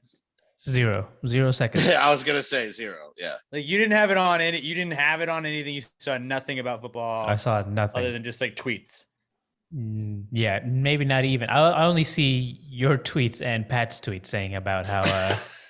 So you knew that the Giants and Packers did not do well. Yes, Robert I knew lives that. in a completely Sam different Houston Twitter football sphere. one. Big. Yes, I saw that. I mean, Robert, you should have to watch Sam Houston games because they are your boys too. Now, just his Twitter experience is so otherworldly wholesome. different than It's ours. just wholesome. It's wholesome, and I just imagine him getting on. And he's like, oh no, the Giants are losing. This is bad. It's just videos of people editing video. That's what he sees.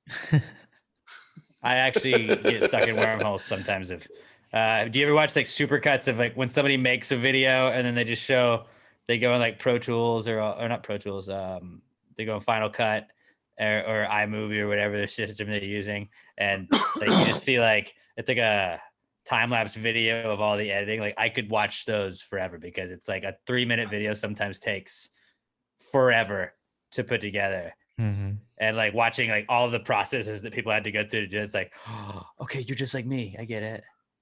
It's so funny to me. My understanding of internet isn't the right term, but I'll say internet and editing and tools and stuff like that and how to use this stuff.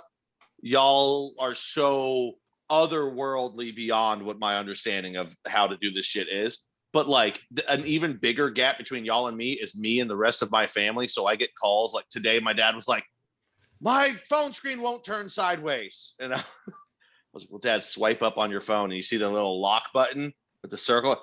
Hit that. You accidentally locked your phone screen. I'm basically Elon Musk of technology to my family. They're like, are you going to space with Jeff Bezos? Technology just You near my brother should. breaks. I'm convinced my brother is no, but people used to say oh, bodies have electromagnetic It pulses doesn't around use them. Some banks, people it it's just banks. doesn't work. It's my brother is that guy to where technology gets around him and it just breaks. Don't let him hang out around you if you've got a new Xbox because it's gonna stop working in a week. Like I can't tell you how many coming after him. More likely the Illuminati and the Probably liberal Illuminati. elites.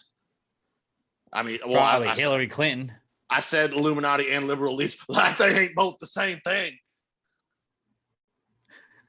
But it's fun. Like if I ever had a question about it, like I would ask you guys about like, oh, how do you do this?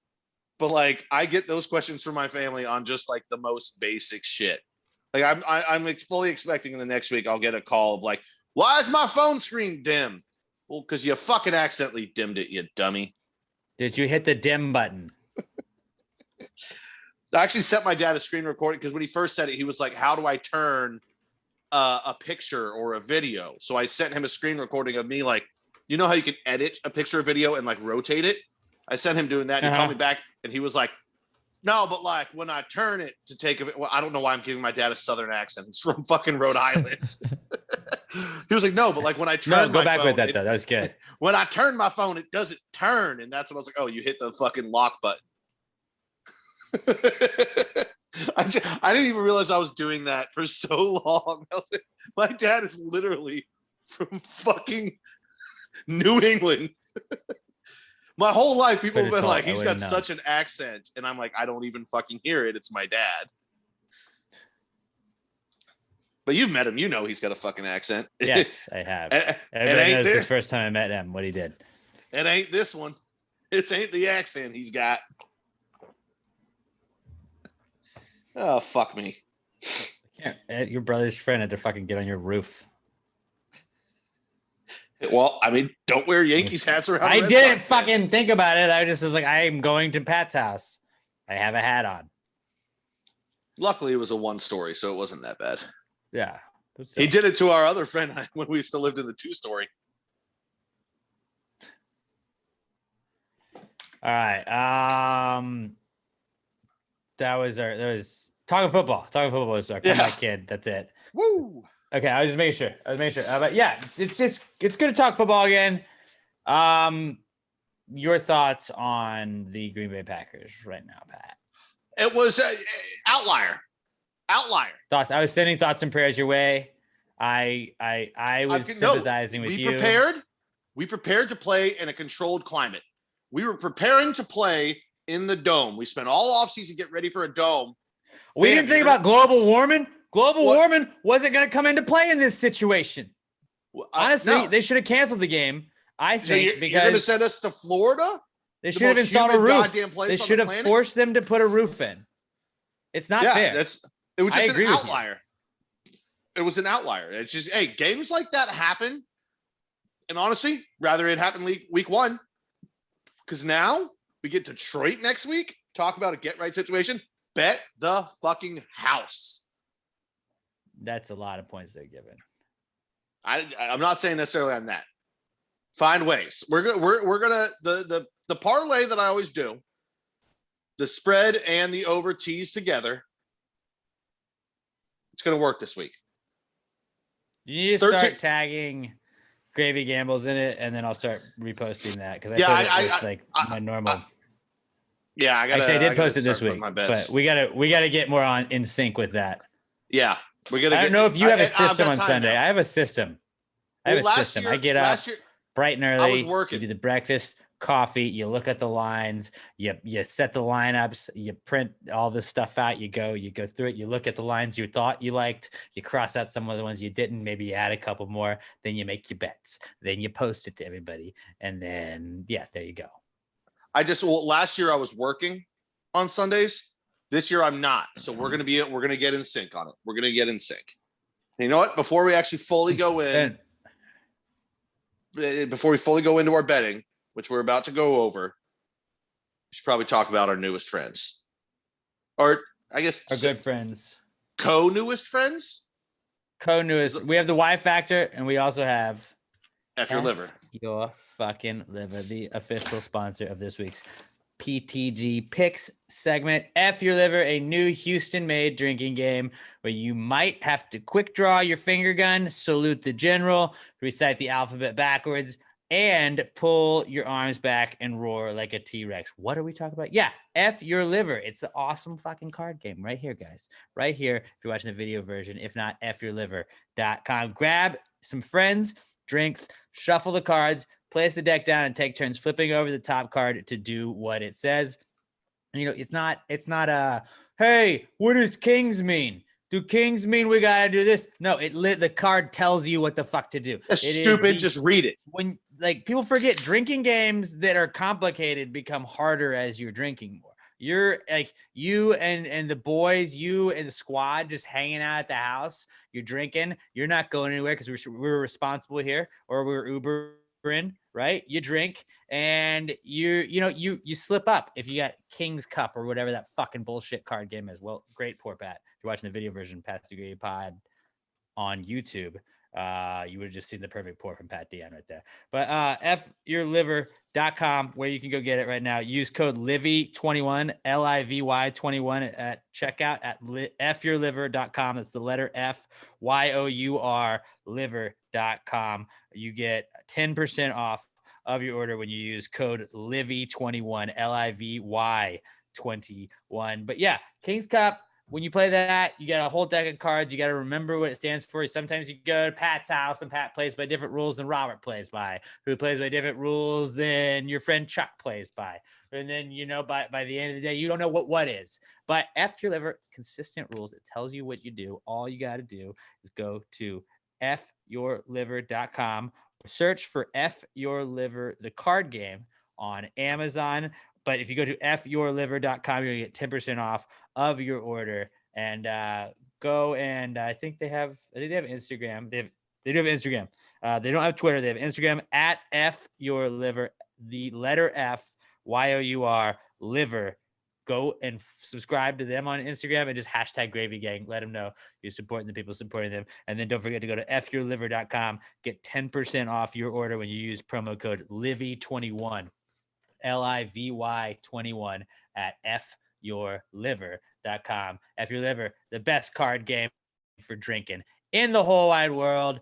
Go check them out. fyourliver.com. They're the official sponsor of the PTG Picks segment this week. Let's get started with that. We'll recap last week's picks. Pat went 1-2. Bullshit. You really put a lot on your Packers. Well, I mean, no, I tell you, I try not to bet. You bet the Packers a lot. Every week, I feel like you bet the Packers almost. And I love you, and I appreciate your confidence in your team. I have always been of the, unless I'm betting against my team, I'm probably not going to say the Giants are going to win. Well, but also, and this isn't a shot, it's been easier to bet on my team over the last couple of years than yours because the Packers have been really good. It's been very easy to bet Giants games the last couple of years, I would say. The reason I'm saying bullshit against them is I should be 2-1 and you should be 3-0. The Ravens pissed that game away. They had it the entire fucking game, in the last quarter, maybe quarter and a half. They just decided, we're going to completely forget how to play football. They just pissed the game away. They fucking had it. They cost me 4 fucking units. Assholes. Yeah. Not the best performance by the Ravens, but I think it was Ravens minus 4.5 is what we had. Not great, but let's move on. I think I had the Panthers bet hit, and then the Texans won outright, like I thought that they would. But I don't think the Texans are going to keep winning. I just thought that would be the way they started. My Chargers. You lost. I don't know why. I don't know why the Chargers were an underdog in that game. And granted, Fitzy went down. But yeah, I was sus, but I was like, I don't know how confident I am to bet that. Yeah, that did seem like an easy bet. But sometimes a bet that seems easy is too easy. And in the beginning of the season, I'm very weary of those. And also, I don't know about you. I started off the week great with that because I parlayed them and the Eagles together, which I told you to get on. Gravy Gambles. Follow Gravy Gambles. Both those felt easy. I don't know why. If you bet that parlay and then you bet everything else Gravy Gambles said, no matter what happened, even the Gravy Gambles I think went 6-2 on Sunday. Pat's parlay made sure you would have paid out no matter what. Yeah, it was like plus 432 or something like that. It was ridiculous, and I think it was both two-team parlay. 2-team parlay. Yeah. It's just I don't know why Atlanta. Like I get it. Philly's defense is supposed to be bad this year, and they will be. But like, I don't know why anyone thought Atlanta would be a favorite in any game this year. They're fucking awful. You get about awful. You get about 3 weeks in the NFL before they figure it out. We are in that weird grace period. But the problem is a lot of times you can't figure it out before Vegas figures it out. And that's the game you play. You just hope that you can figure it out before the books figure it out. After about week 3, they got who's good and who's bad. Yeah. But up until then, you're like, maybe I'll get him. It felt weird to me. The fact that like I could at least understand the Chargers game because Washington is going to have a great defense this year. I was just like, dude, Atlanta fucking blows. What is going on? And yeah. But so, I don't know. Sometimes when you look at like what odds makers do, like I had Panthers -4.5. They won by 5.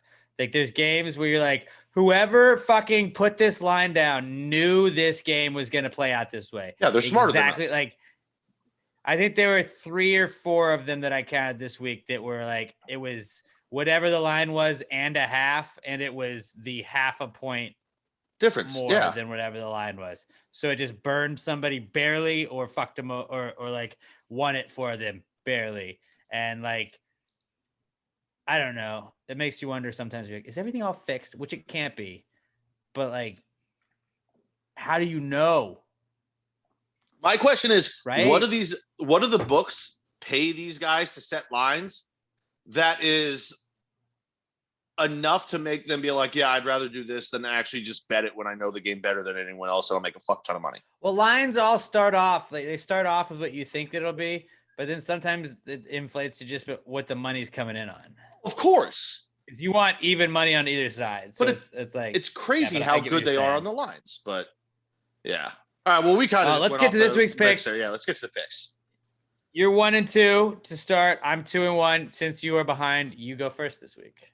Yeah. I mean, just Rams 3.5 over Indy. Carson. I've been a fan of Carson Wentz for years. I thought he was going to be good. I thought, granted, just 1 week, I was like, he's back with Frank Reich. He's going to be good. Have a good offensive line, good running back. Carson Wentz looked like all the bad qualities of what everyone said he's been for the last couple of years. He was absolutely awful. I don't see him being better this week against a good Rams defense. So Rams -3.5. And the Rams offense is efficient. Indy's defense didn't look that great either. I mean, they were solid, but nothing special. They've had some injuries, but yeah, I get what you're saying. Yeah, it just, I don't know. 3.5 seems like a good line for the Rams there. I'm pretty sure it's at Indy though. Maybe that has something to do with it. Who fucking knows? But Carson Wentz looked fucking awful. Buffalo -3.5 over Miami. Miami's nothing special. Bounce back game for Buffalo. I think Buffalo. Yeah, Buffalo really got fucked. I didn't watch any of that game. But I wish I had, but I had too many other games I had money on that I was watching, so I didn't watch any of that game, but I was just kind of following. Like what is your setup on a Sunday like that? Like I have the Giants played the late game, so I had Red Zone on the TV. My cousin was over, he's a Steelers fan, so he had Steelers and Bills on the iPad, and then I had Texans on the computer. But like that kind of let me feel like I was watching everything. TV one with cable box. I had Eagles and Atlanta on. Side TV with cable box. I had Texans because those were the 2 TV games. Right. Gaming TV to the left of that. I've got 3 TVs in a row right here. Left TV through the Xbox. I was streaming Colts versus Seattle. Right in front of me on the TV tray, which I'm currently looking at on the laptop, I was streaming. I don't remember. So I've got those 4 screens. I don't like Red Zone. I don't like it. I like to focus on what I want to focus on. You're one of those people. I don't. It's not that I don't like Red Zone. I just want to watch what I want. That's the beauty of Red Zone. I can put Red Zone on and not have to pay attention to it 100%. But I don't want it to move. But when you have all those games up, why not have the scoring games? The games that are like literally like, hey, it's called Red Zone because when we're in the Red Zone, we got it on the show. They're going to show games that I don't give a shit about because I don't have any money on. And also, I've got all those 4 going, and if I need it, I've got iPad right here. I can pull up a 5th game if I would like to. which I will probably be doing next week. Because it would have been nice.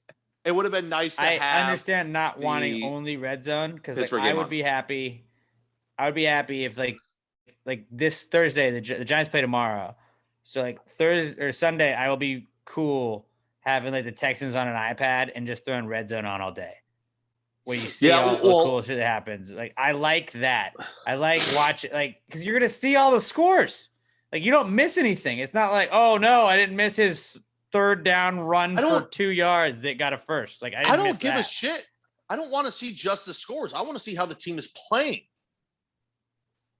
Yeah, do you know how you can tell how well a team's playing when they're in the red zone a lot? No, I want to watch the way their offense is moving. Same team scoring a bunch of like, downs? Hey, Saints, pretty good is what I would have said based off of red zone. Not to take a shot, not taking shots. You sound like the kind of person that at the end of the game looked at the Bengals versus Minnesota game and go, damn, Kirk Cousins had a good game.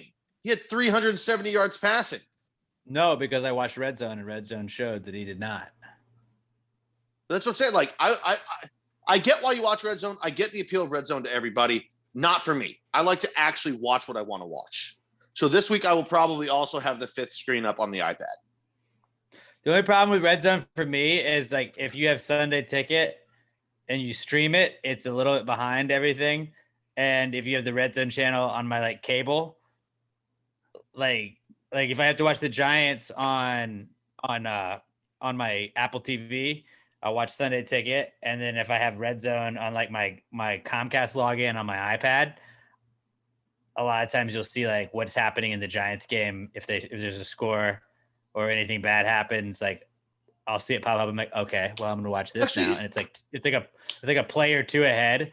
And like, I saw like Daniel Jones's fumble, like on the iPad that I also had red zone on in the background, but it was like, fuck. We'll have to talk about it, but maybe this week would be a good one for us to do a stream because you play Thursday, Packers, Giants play Thursday, Packers play Monday.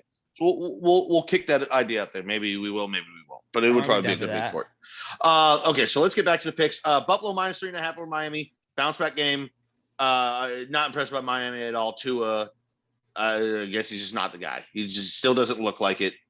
I don't think that we can rule Tua out yet. You can't yet, but I think he'll be a quarterback in the league for years. I don't think he's ever going to be super special. I don't know. Just gut feel on that one. He is getting Will Fuller back this week, though, and he is always good for a just take the top off the defense, play a game. It's kind of worries me a little bit. He's got like 5 weeks, and then he'll pull a hamstring, and then he's out again. Hey, that didn't happen last year. Yeah, he tested positive for steroids.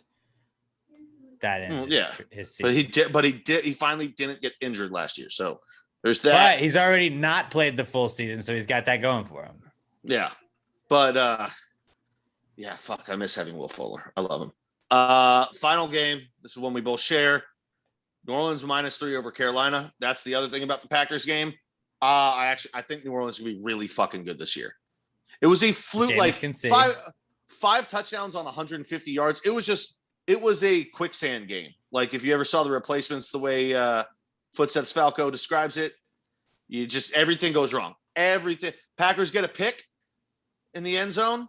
Oh, no. It's called back for the most bullshit roughing the passer call of all time. Next play, touchdown. Back. Just nothing could go right that game. Those games happen. Shake it off, on to the next one. But I still think New Orleans is going to be really good. Carolina, I think they're a solid team. I just what's his fucking name? Darnold. He's nothing special. I think overall New Orleans team is just a better team. I did say last week, so you have Rams -3.5, Bills -3.5, and Saints -3. I had Saints as well -3 this week. I think Sam Darnold had a revenge game against the Jets. Like he got traded. Bad. He got traded, and then they were like, "Oh, by the way, you're facing the team that just traded you and said you weren't good enough, and then drafted a quarterback that was better than you." Like, good luck. That's week 1. Go. Like, I think Sam Darnold had a little bit of motivation going into that. My friend Donatello Michelangelo Leonardo, you can who also is on at Gravy Gambles if you want to give him a follow. Dante was 3-0 to start the season, but he was really big on the Sam Darnold revenge game. I just don't think that carries over. I think the Saints are very good. I think that Alvin Kamara runs all over them. I think they do have some deficits in their receivers and stuff. I didn't expect them to do as well as they did against the Packers, but I think they beat the Panthers by a touchdown. So I'll lay the 3. That's my logic. Like, will they win by a touchdown? I think so. So I'll lay the 3. Denver, Teddy Bridgewater beats spreads, and Denver is not a great team. They are a good team, but Jacksonville is a very bad team. And I think that Jacksonville making the Texans look good, they're going to make Denver look really, really good. I will lay 6 points. Noah Denver Fant wins. Denver wins by at least a touchdown, probably double digits. I'm going to lay 6 points. Take the Broncos -6. They might have 2 defensive touchdowns in this game. They could very well. Yeah. They could very well. Then my final pick makes me nervous. Kansas City -3.5. I think Patrick Mahomes is like undefeated in the month of September. Mm-hmm. Not necessarily always against the spread. 13-0. My problem with the Chiefs, I wish it was a 3-point spread so I could at least maybe get the push, because the Chiefs love to just be like the Vince Young meme where it's like, or not Vince Young meme, the high school kid meme where it's, yeah, they had us the first half and then they just go off in like the fourth quarter. Like the Browns were the big story of the weekend. They were going to upset the Chiefs, and oh man, is this the Browns conference now? And then Patrick Mahomes was like, hold my dick real quick because I'm about to just score like 1 billion points. Just watch this. And then he did do exactly that. And they came back and they didn't cover, but they won. 3.5 feels like they could be down by 4 where they have to score a touchdown, and I feel like they could win. I think the Chiefs go in there. I think the Chiefs get the job done. Patrick Mahomes. I'm just not going to bet against Patrick Mahomes. Baltimore losing. If you lose to Las Vegas, why are you not going to lose to the Chiefs? Right. And, Marcus Peters being out is big for that defense. Yeah, they still have, I forget the other corner's name, who's really fucking good. But they had 2 great corners. Now they've got 1. It's big for them. For the purpose of this segment, you have to take the 3.5. Real life betting guys, you might want to buy the half point, just so, like Alex said, you can go for the push as well. If you can, if it's not super, if it doesn't. I lost so much confidence in Baltimore Monday night. I think that Baltimore just has to figure out their running game. I think Baltimore's going to be okay. Well, no, they're going to be fine. But I mean, against Kansas City, like if they didn't have Gus Edwards go down this year, if it's not Kansas City, I think Baltimore's better. This year, yeah, I still thought they would be a well-oiled machine on offense, and they were for a while, and then they just all of a sudden weren't. They started fumbling they were good the until ball the fourth quarter, and just. Like Lamar just melted down. Oh, they would just be driving down the field. I'd look away for 1 minute and they're punting. I'm like, what the fuck just happened? Or I would look up and the other team had the ball again after a punt. I'm like, what the fuck, Baltimore? I'm so pissed off at them. Both my gambling accounts should be looking so much better, and then they went and fucked me. I will still be betting on them a lot this year, though. Well, I have Chiefs -3.5 because I think they win by a touchdown at least. So I have Saints -3, Broncos -6, and Chiefs -3.5. Pat has Rams -3.5, Bills -3.5, and Saints -3.5. I will post a graphic of this on Friday or like 4:30 and then Sunday morning again. I will be betting all 5 of these lines. Also, give us a follow at Gravy Gambles. Every Sunday and basically every day, I post what we bet. It's not just like bets that people are sending to us. It's what me and Pat are betting. If you see it posted to Gravy Gambles, Pat or myself are betting that game. If you want to follow it, that's on you. I'll start sending mine to you too, and then we can start notifying. These are Alex's bets. These are Pat's bets. Yeah, we'll start doing that. There we go. All right, well, that's our PTG Picks segment. Hopefully you guys are enjoying that. I'm glad that football's back. Let's get to Bees Knees Honey Company, the proud sponsor of our What Would Jesus Do segment. Bees Knees Honey Company, the best honey company and honey product company in all the land. Whether you want the bottled honey, the honey straws, the honey butter, you want the comb honey, do you want lip balm, beard butter, cologne? I personally, everywhere I go, carry the chapstick around because the chapstick is the shit. There's another place that advertises themselves with a B on it, and not a big fan of that because They're bullshit. These honey company. Their B stands for bullshit. Beard butter. I use the beard butter every single morning. Pat uses the beard butter all the time. You see Pat with it right now. They are the shit. Their honey butter, the Oreo cookie honey butter, is basically ice cream without being ice cream. It's the shit. Go check it out. beeskneeshoneycompany.com. Give them a follow on Twitter and Instagram. They're at Bees Knees Honey 1 on Twitter and at Bees Knees Honeyco on Instagram. Let them know you're supporting the Gravy Gang, that you're part of the Pass the Gravy Pod fam. They want to support the people supporting the podcast. We want you supporting the people that also support the podcast. beeskneeshoneycompany.com, at Bees Knees Honey 1 on Twitter and at Bees Knees Honey Co on Instagram. Bees Knees Honey Company, the official sponsor of our What Would Jesus Do segment. Jesus, what would Jesus do? Jesus, what would Jesus do?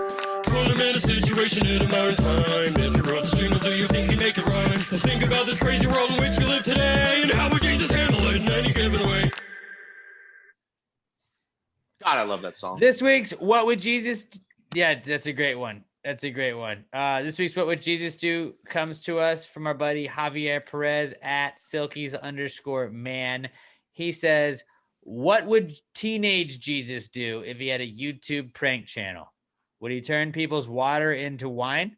What would the name of his channel be? Jesus prank YouTube channel. Like Jesus is Jake Paul, is what I'm assuming. Except not a douchebag. But like turning water into wine would be kind of a funny prank. You're like, oh yeah, gotcha. But everybody would like that. Most people would like that. Or maybe you went to like a turns their wine marathon back into water. But a marathon, you go to a marathon and you turn all the water bottles into wine. And like, what? I didn't want to take a big pull of water. Or like maybe he just walks up behind someone, starts talking to them, and as they're not paying attention, maybe they're eating like a tuna fish sandwich, and he turns it into entirely too much tuna. It's just way too much tuna. That'd be pretty funny. As far as the name of it, I think it's channel because it would be Son of a Gun. Now, you son of a gun, Jesus. I don't hate that. Because he's the son of God and everything. I get it wouldn't be son of a bitch. Saying. I get it. It'd be PC. I feel like it'd be like a more wholesome thing. Like he'd be like an anti-bully guy. Like you'd see somebody be like, aha, you have lepers or leprosy. And then he'd be like, boom, now he doesn't. Now what, bitch? And it's like just a really fast glow up. Like, remember the rock show music video from Blink-182 where they just fix up the homeless guy? Like, he would do that, and that would be his prank video. What if the kids that were mean to the homeless guy, he'd have him like in a suit with a hot chick, and they'd be like, now what?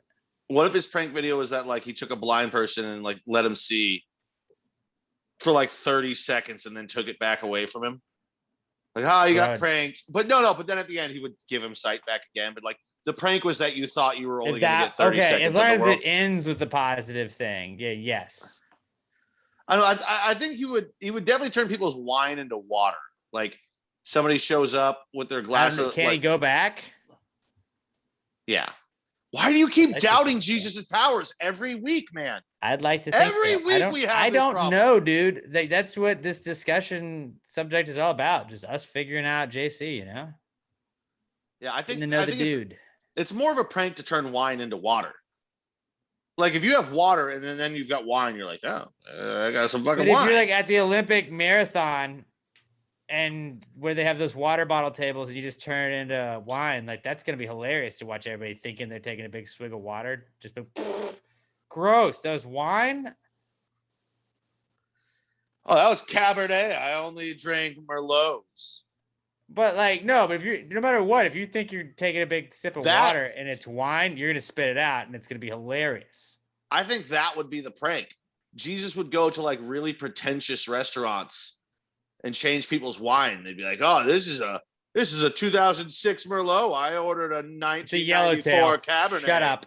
Yeah, I like that. And then Jesus walks out and be like, "You've been pranked, dog. Also, you're pretentious as fuck. Change your life." But no matter what, if he pranks you, he forgives you for your sins. So you're like, set.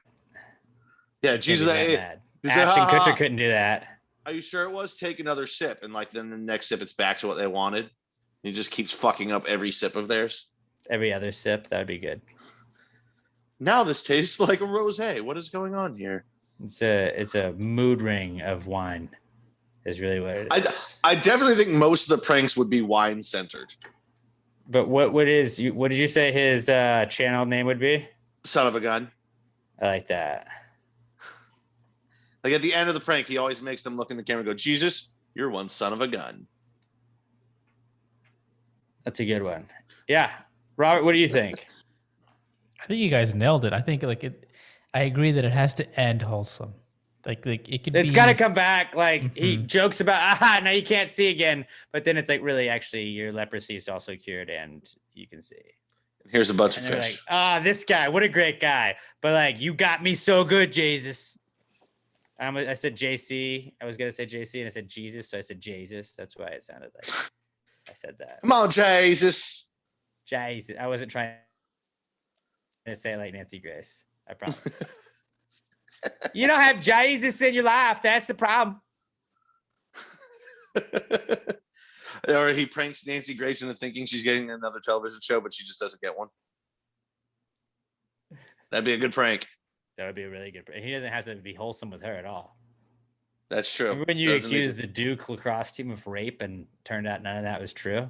And then you took a week off so you didn't have to address it? I'm not talking about the athletic stats. I want the rape stats. If there was any clip that would get us canceled, like that would be the one probably. Somebody would look Why? Like that big. Making fun of her for being a piece of shit? I don't know. We're white guys. We're easy to cancel.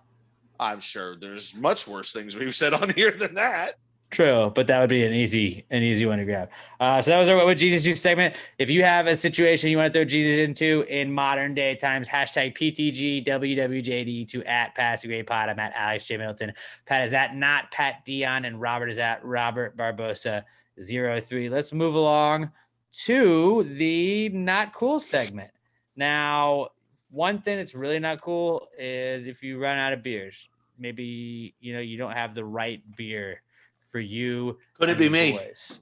Yeah, luckily for Pat and myself, that's not our problem because we have Southern Star Brewing Company to tell you about. Right, Pat? Yeah, Southern Star guys, I don't know if you knew this, but not only are these beers delicious, but when you're drinking them out of a Pass Gravy podcast or Southern Star pint glass, maybe you even were smart enough to order the collaboration Darling Like a Marlin, Southern Star and Pass Gravy pint glass, it tastes even better. Got a nice cold beer in a nice cold glass. It's fucking phenomenal. Just like every one of their beers. You want IPAs? Got you covered. You got you covered about 9 different ways on the IPAs. They've given us the Fracker, the Conspiracy Theory, the right now you got that local IPA. A lot of flavor, a little bit of calorie. Maybe you watch the tummy a little bit. I probably need to start drinking more of those. Been gaining weight again. Eating like a fat shit. That's what it's for. It's going to help you out. Hold on. What is our actually guys, shit, sorry, I got sidetracked right there for a second because I was talking about eating like fat shit.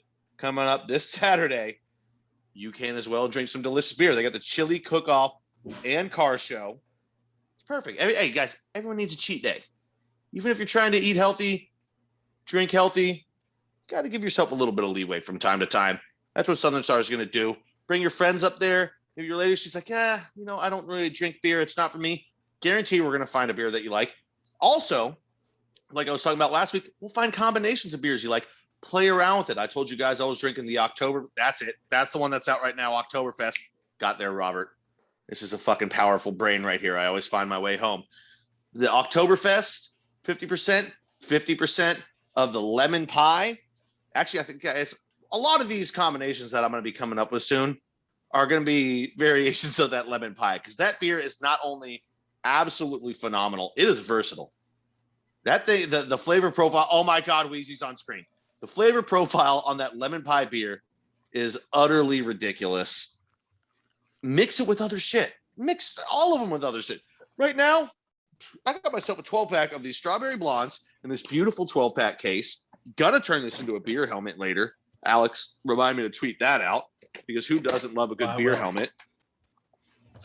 One way or the other, we're gonna find something you love.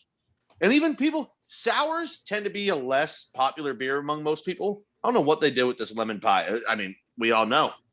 They nailed it with the darling like a marlin. Guys, get it? Next to last, I have one darling like a marlin left. Experiment with it. Mix some beers together. Find something new. Give it a witty name. Tag Past the Gravy. And tag Southern Star. That's the important thing when you're out there drinking these beers. Tag Southern Star. Let them know you're supporting the people that support us. Stealing Alex's lines now. I deliver them better.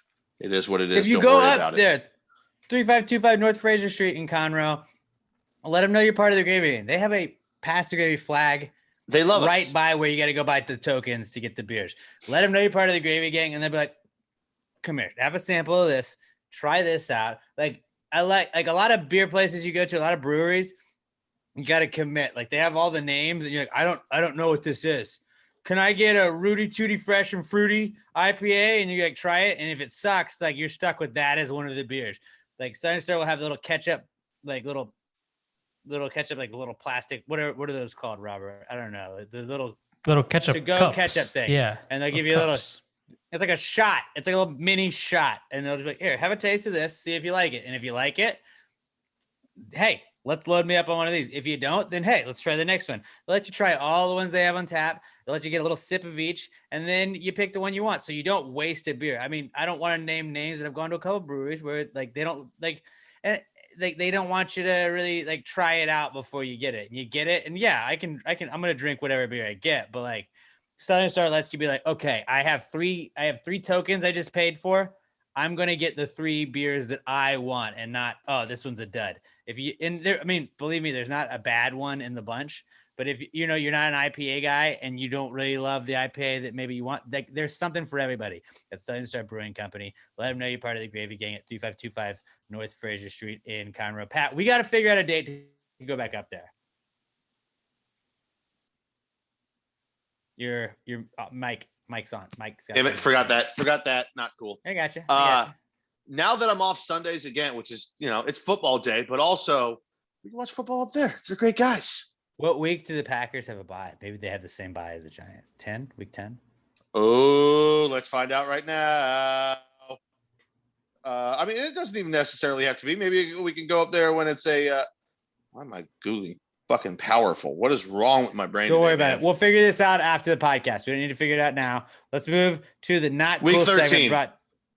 Week 13. Fuck. All right. Well, that's fine. Let's move on to the not cool segment brought to you by Southern Star Brewing Company.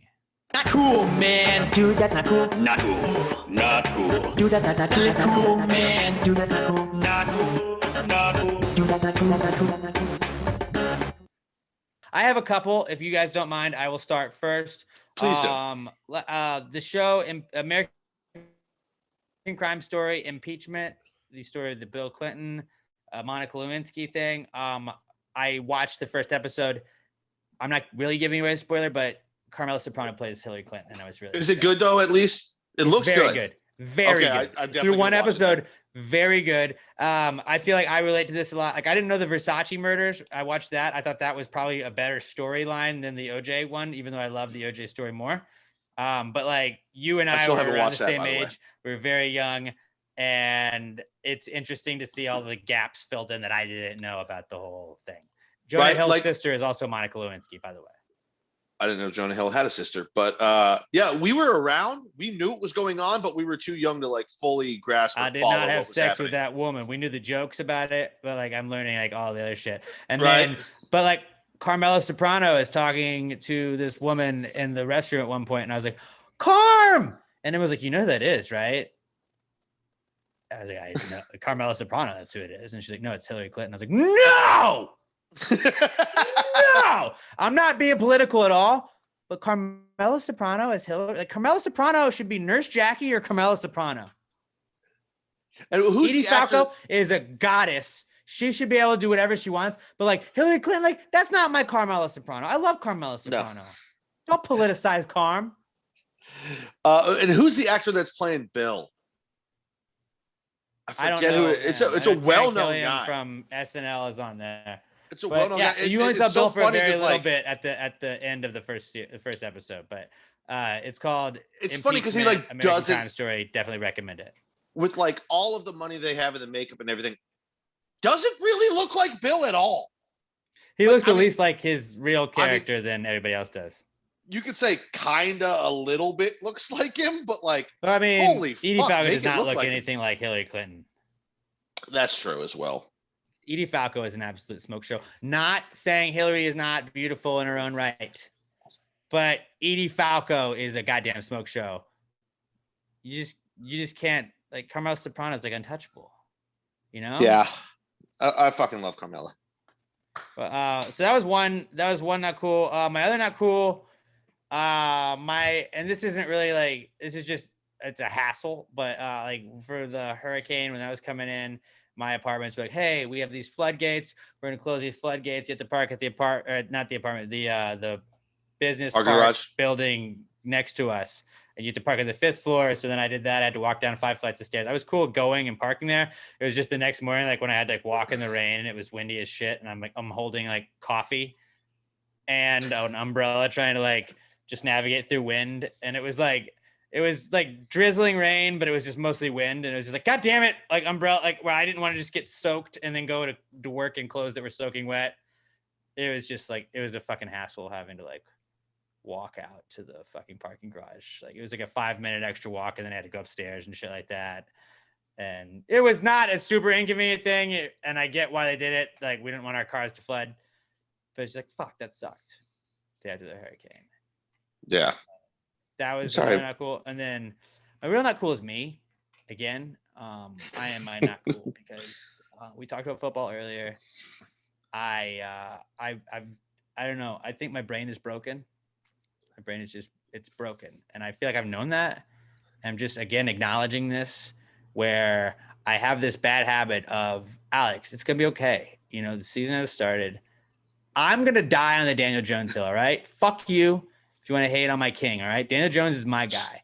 I'm going to die on this fucking hill, all right? I'm not, like, excuse me if you're not rooting against the pilot of the airplane I'm on, all right? Like, if you want to be that guy, cool. Like, let's all crash and die. Fuck you. I'm not that guy. I'm the guy that's going to, like, I didn't want Daniel Jones You're to get not that drafted guy, pal. to the Giants. I'm not that guy. I didn't want Daniel Jones to not get that drafted to the guy. Giants, but he did get drafted to the Giants, and I'm going to root for my fucking team. I'm sorry. I'm sorry that I root for the guys that we got. Excuse me. Excuse me for being a fan.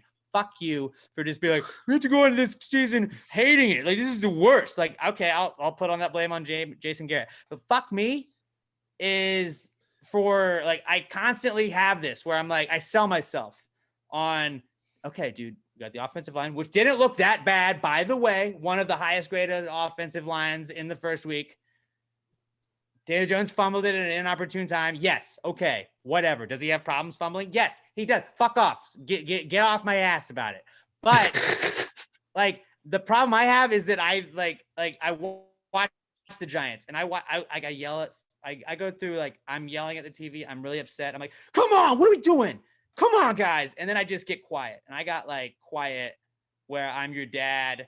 That's so relatable. That's I'm so your dad relatable. on the way back. Like, you go 0 for 4, you strike out 4 times, you having to drive back from fucking like San Antonio for like 3.5 hours. Your dad's like, get in the fucking car and don't say a word. Oh And, wow, like, that's a dickhead dad. My dad never did that. no, but like that was how I felt about the Giants. I felt like that dad. I was like, I don't want to, I'm gonna sit through the second half. I don't want to talk about it. Chill the fuck, like, fuck you guys.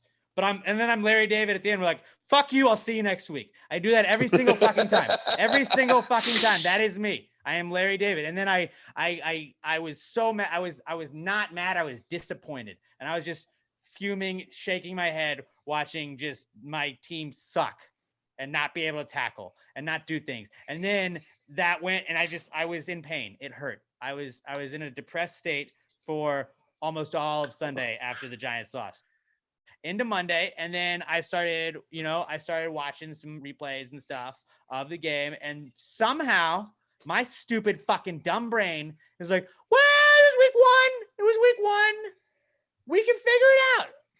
We can figure, you know what? It's fine. And then I buy back in, and it's Michael Scott. I'm ready to get hurt again. And I'm buying back in. And you know what? I think maybe the Giants have a shot against the Washington football team. Maybe they do. Watch them. They're going to fucking lose. And I'm going to just fucking want to kill myself again. And it's going to just be this entire cycle. And this happens every fucking time. I feel like I've done this bit about the Yankees. I feel like it just constantly fucking happens. Thank God for the Sam Houston State fucking Bearcats for giving me one fucking positive thing in my life. All right. Thank you, Sam Houston State, because I don't know what I would do with that shit at this point. West Ham made Europa League. Okay, cool. But like the Giants are my A1. They're my A1. And they do this to me over and over again. And I just buy in. I convince myself. And then it's me just like, oh, well, maybe they'll figure it out. Nope, lost again. Come on, man. Okay, well, maybe this week. Nope, lost again. Fuck, I hate everything. Okay, well, maybe this. Nope. Fuck you, Alex. Why do you buy it? Like every goddamn week I do this. At what point do I give up? And I don't think it's ever. I think No, because you're a true fan. My brain is broken, and I have a problem, and it's that I like the New York Giants right now, and I don't like it. I don't like it. Minus the Washington football team. I hope that Daniel Jones lights you up. He's never lost to the Washington football team. Maybe that's something to look forward to, but the Giants are probably going to lose to Taylor Heineke tomorrow. I mean, minus the whole ready to get hurt again part of that. Just sticking it strictly to the watching the game, getting angry, getting quiet, being pissed off the whole next day, and then by Tuesday you're like, I'm ready to go again. Same. Literally, don't even need to cover the Packers game now, because that's the exact same fucking thing. That's how I felt. I was so Actually, this is how mad I was. I don't play video games during the Packers. As soon as Jordan Love got put in, I texted my buddies and go, get on Call of Duty. I need to shoot something. I played so much Call of Duty the last 2 days. I played so much Call of Duty, and it's like fucking mad, dude. I don't know, man. I'd like to think that I'm a good fan. I feel like I am a good fan. You are. Like, you know what, when your dad gets to a point and your dad's just like, he doesn't care as much as you do. And you're like, but Dad, it's football. And your dad, like, I think dads get to that point where they just get beat down. And it's like, at a certain point, it can't be the thing you care about most. I'm just not there yet. It's like, dog, I've got a mortgage. I can't. I got to take care of you fucking kids. Like, I got to keep you alive. Like, I don't know. It's weird when you start knowing more about sports. It's week one. I shouldn't feel this way. But like that's where I'm at. Like, my dad will say shit about sports. He's like, why the fuck aren't they pulling him? And I'm like, well, Dad, this is why. And he's like, fucking pull him anyway. Like, my heart all right, hurts, Dad, is what I'm trying to say. Yeah, no, dude. Like, I felt really, and I do it every bad. week. But here's the difference: is I'm the abusive girl. I'm the girlfriend in the abusive relationship that keeps going back. See, at least in my situation, I'm like, yeah, but like, we all know it was a bad game. Packers are still going to be good. They may not be like shot at the Super Bowl this year good. They're still going to be fucking good. So at least I have that. I got one more year of Aaron. I'm enjoying Eli it. It's broke the farewell my brain. Tour. Eli broke my brain where he showed me 2 Giants teams that played mediocre throughout the season and then got very hot when they needed to. And 2 times they went and beat the greatest quarterback of all time and got it done. And I'm just like, in my brain, like, well, the Giants have to be good. Like, we just got to get in the playoffs and anything can happen. It's like, no, usually you have to be good and get into the playoffs, not just back into the playoffs and get lucky twice, which I think it wasn't just luck. It was making the right plays at the right time. But I think, yeah, like, they just got hot at the right time 2 times. And so my dumb brain is like, well, we can do that anytime. No, Alex. Yeah, you do have a dumb brain. Daniel Jones is going to be fine. So leave our king. I remember for years. I'll die on the Daniel Jones hill. For years, your fucking Xbox Live gamer tag, like next to it, it just had 6 seed. It still says that. I've never changed. Did I still say it? I was gonna say I think it still does, but I didn't want to My say senior it for year in sure. high school, we got into the playoffs. We were the 6th seed. We beat the Patriots that had never lost a game that year. And that was like when I made my Xbox thing, and then I got hacked, but I'm still fine. I'm back in. Respect, man. All right. Robert, what's your not cool? So mine's Sorry about that. mine's like it's stupid. It's dumb. I have a doorbell camera, and it's pretty cool. It gives you notifications like whenever people walk to the door or people drop off packages. But sometimes it confuses things that aren't people for people. Like bugs. Like plants. And so like the past couple of days, because of the hurricane, the tropical storm, it's been really windy, and we have a plant that's hanging next to our door, and it's been blowing in front of the doorbell camera. And I just been getting notifications over and over again, like, oh, a person's at the front door, person's at the front door. Like, it's just the plant blowing. This is such a perfect Robert not cool. It's pretty great. I know people had it worse. People like lost power. My parents had that at theirs when we got him a Ring doorbell for Christmas a couple years ago, and my mom had to have a flag, and they had to move the flagpole because it was like anytime the wind would blow, it'd be like, you have somebody, and it's like, oh nope, it's just the wind blowing a flag every couple of minutes. God damn it, I love that so much. Yeah, so I just have like hours of like, backlog footage of just the plant blowing in front of the camera. Have you ever have you gotten anything cool yet? Like, do you have any cool Ring camera videos? No, nothing cool. Just people walking by. I feel like at my apartment complex, like I would say like 10 people in like my building that I see like have cameras. And I'm always like, what do you get here? Like, it's an apartment.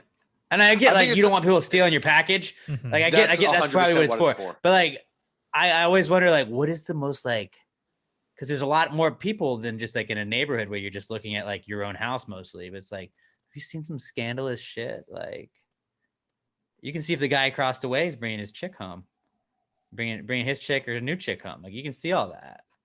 Nosy motherfucker. I mean, I'm No. not, but I always wonder like that's probably why a lot of people have the cameras in apartments. Could be. Like, I just want to know. Yeah, for me, it's just like my packages get stolen because our front porch is like right in front of the street. Like there's Yeah, no that yard makes sense. really. I had a previous not cool. I think I just mentioned it at our Darn Like a Marlin release. The lady and guy that live like 2 or 3 floors below us that have the sign family.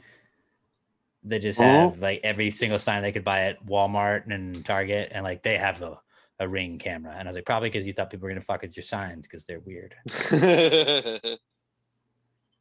All right, but you didn't go yet, did you, Pat, or did you just basically? No, I didn't. Do you have Okay. anything else, Robert? Or No, that's it. all right, I got a couple. I should be able to burn through these pretty quick. So Tuesday morning, I didn't have to work because we didn't have power, but we got it in. So I eventually got it. So I had to go in Tuesday night.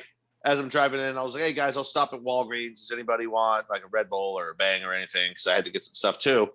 And I pull into the parking lot where the Walgreens is next to the restaurant. And it was closed. That sucked because I'm like out of soap now. Like I use bar soap. And anybody that knows that, my bar soap is like a very thin piece of like wafer that's left. Like I still got a good shower in me in there. Has it broken into 2 yet? That's the worst. Then when you're No, like rubbing both of no. them together at the end, you can't even keep it. Like I have the shower caddy and the like it hangs on my shower head, and then I have the like little like mini shelf that you can hang a washcloth on. And the worst is when you're like, damn it, it's not even gonna fit in the basket in the front. I have to set it on the side now, which means it's like this big. Yeah, no, this will not break And then into. you It's just going to be after my next shower. It will be gone. It's going to disappear. It is done. So I was like, so that was my thing. I was like, oh well, no, I'll just, if I don't have time to hit the store before then, I'll just use shampoo as body wash. It counts. The same thing. Same fucking thing. But yeah, that sucked because I needed that. And also I'm low on toothpaste, but I got plenty. Like you can always get like 5 more days out of toothpaste than you think you can. So that's not as big of a deal. This morning I woke up and I got a pimple inside of my nose, and that fucking always sucks because you can't pop it. All you can do is like pinch it and then like push hard against And the then edge cry and a little bit. and hope it pops. And yes, and you're going to cry because it hurts really, really, really fucking bad. That's the worst. Anytime you have a zit or anything like that, Can't move my especially nose. inside Like, ow, that hurt. your nose That or hurt. your lip are like the 2 worst places because I'd rather it's have like, lip all day. well, I'll take your lip all day like, over nose. But like when you get one like right at the edge of your lip and it's just like a tiny little one that you have to wait like 3 days for it to come all the way in, you're like, first off, everybody probably thinks they have herpes. Yeah. And then secondly, like, this fucking sucks. And then you try and like get it, and then like you're a day early, and then it's just a big red bump for the next day because it wasn't ready to go. And like every time you touch it, your eyes just water, and you're like, I'm not crying, I swear. I'd rather have that than the lip.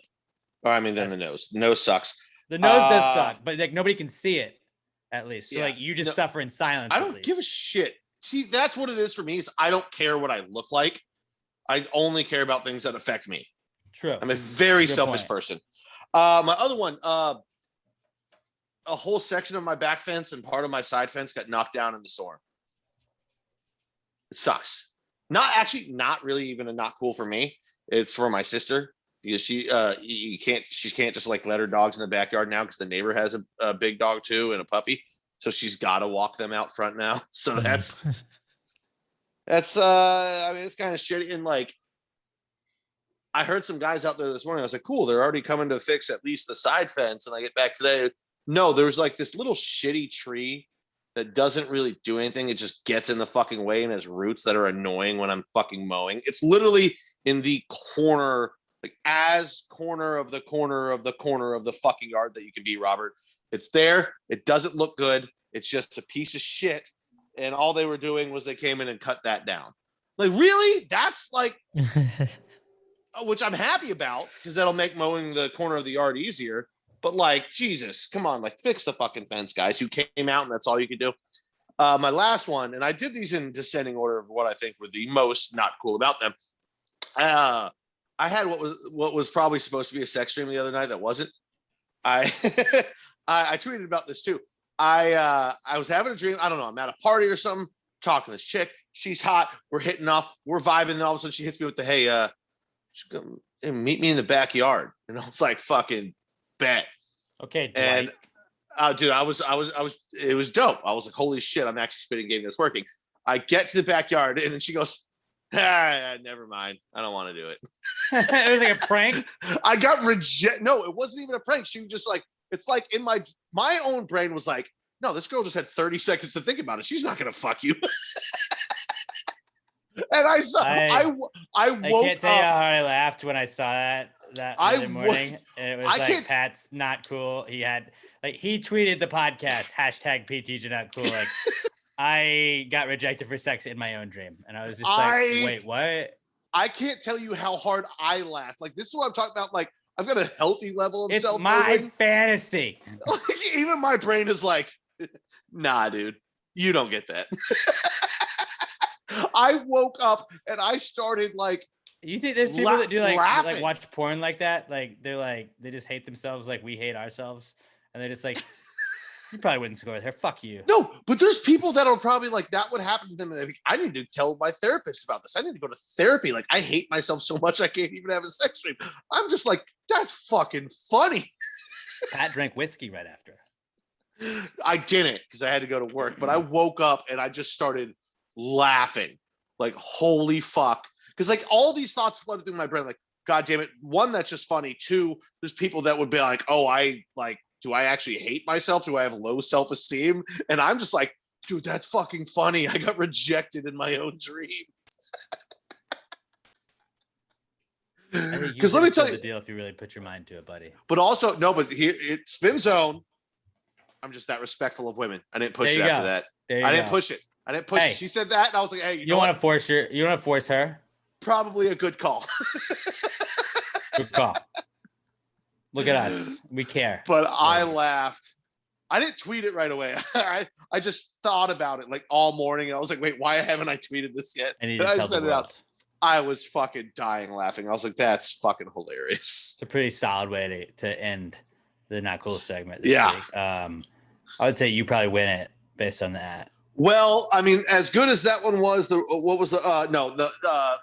Mike Fish wins.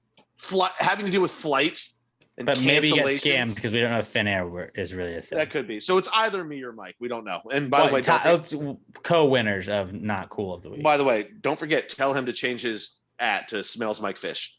Smells Mike Fish at Clear Big Blue Podcast or at CBB Pod, Clear Big Blue Podcast on Facebook. Go give us a follow on Twitter and Instagram. Episodes every Tuesday night. Let's move along to the answers segment where you send us any questions you have at all. Use the hashtag PTG Answers at Pass the Grade Pod. And you can also email them to us, answers@passthegradepod.com. Although we do look at Twitter first. And Twitter's going to dominate for a while. We're not really going to check the email for a little bit. So hit us up on Twitter at Pass the Grade Pod. The answer segment brought to you by Little M Air Fresheners, littlemshop.com, littleemshop.com. A little bit of this, a little bit of that. They got it all. They got awesome shirts. They have the softest t-shirts that have cool little embroidered wording on them, like kind of like a pocket tee minus the pocket, but where the pocket would be, it says stuff like always late, don't talk to me, just okay, main character, millennial, pretty smart, tired, and weird. They are some of the softest shirts I've ever felt. They also have cool little stuff like that, little help around the house. If you want a checklist, a to-do list, ladies, I know like you have your skincare routine. They have a little like dry erase marker board for that. You can just check it off each day when you're done and kind of help yourself go through the day. I personally, we have from Little M Shop and our dishwasher. It's a little Velcro sticky thing we put on there because we don't have a magnetic a dishwasher that would respond to magnets. So we have Velcro. It says dirty or clean,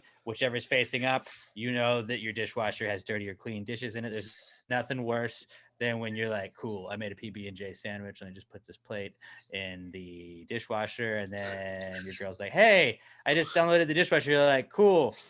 I actually had like a lot of that has jelly on it. Sorry, there's 3 plates in there that have jelly on it. There's nothing worse than that. You will avoid that with this Little M Shop thing for your dishwasher. They got keychains, they got stickers, they got a little bit of everything, and the best air fresheners in the world. You get free shipping on orders of $10 or more. littlemshop.com, littleemshop.com.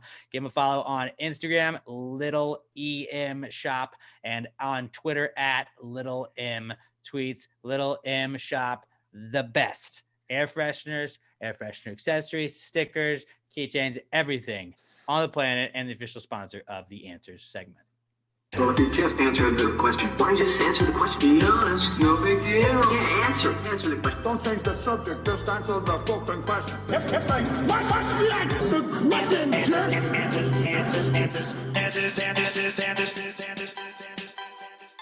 Any questions?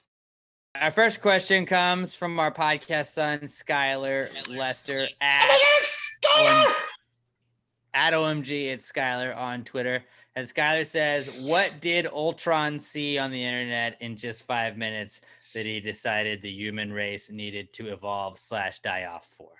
This is a Marvel reference. I do not understand. Please quickly in 10 to 15 seconds explain it to me. Okay, so Ultron was a basically robot that Iron Man built that he was supposed to just like they were going to have a bunch of robots and they were just going to help protect us from alien invasions.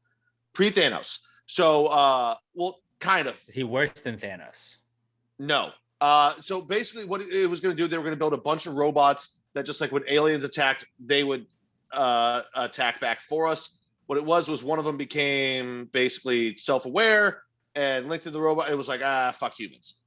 That's what I tell you. He was like, you guys are a plague. You guys are a plague is basically what it was. Actually, I mean, you and my brother are very on the same page on that one. There was one thing like that immediately popped into my head when he asked this question, and I know exactly what the answer is right away. It's Rule 34, which if you guys do not know what Rule 34 means, it's an internet thing. Basically, it's an internet meme that says if you can think of it or if it exists somewhere out there in the world, there's also porn of it. Yeah, So, someone like- jerked off to it. Yeah. So like, Infinity War. Yeah, they've got Marvel parodies of porn. The New York Giants. Yeah, you're gonna find porn of people wearing their gear and fucking. Furries. Nothing wrong with Weightlifters. There's porn of that. People getting drunk and fuck. Like anything you can think of, there's porn out there of fucking. Ultron became self-aware, linked into the internet and goes, ugh, fuck these people, kill them all. That's what it is. It's our porn habits that almost killed the human race. I can see that. Robert, what do you have to say about this? Do you think that's correct? That's a pretty good answer. That was where my brain immediately went. Was it's Rule 34. It's our filthy human desires. I was gonna say we couldn't get the Infinity Stones if you wiped us out before. True. So I mean that they were around, but it wasn't really centralized yet. Well, I feel like y'all crushed that answer. Yeah, it's porn. It's always porn. Everything comes back to porn. The answer is porn. All right. Our next question is from Todd Voss at as_seen_by_TV on Twitter. He says, what is the best container for a beer? Is it a can, a bottle, or a glass/draft or other? First of all, it's not a bottle. We don't fuck with bottles. Right. Southern Star is can only. All First to cans, can baby. craft in Texas, by the way. People forget that. First to can craft in Texas.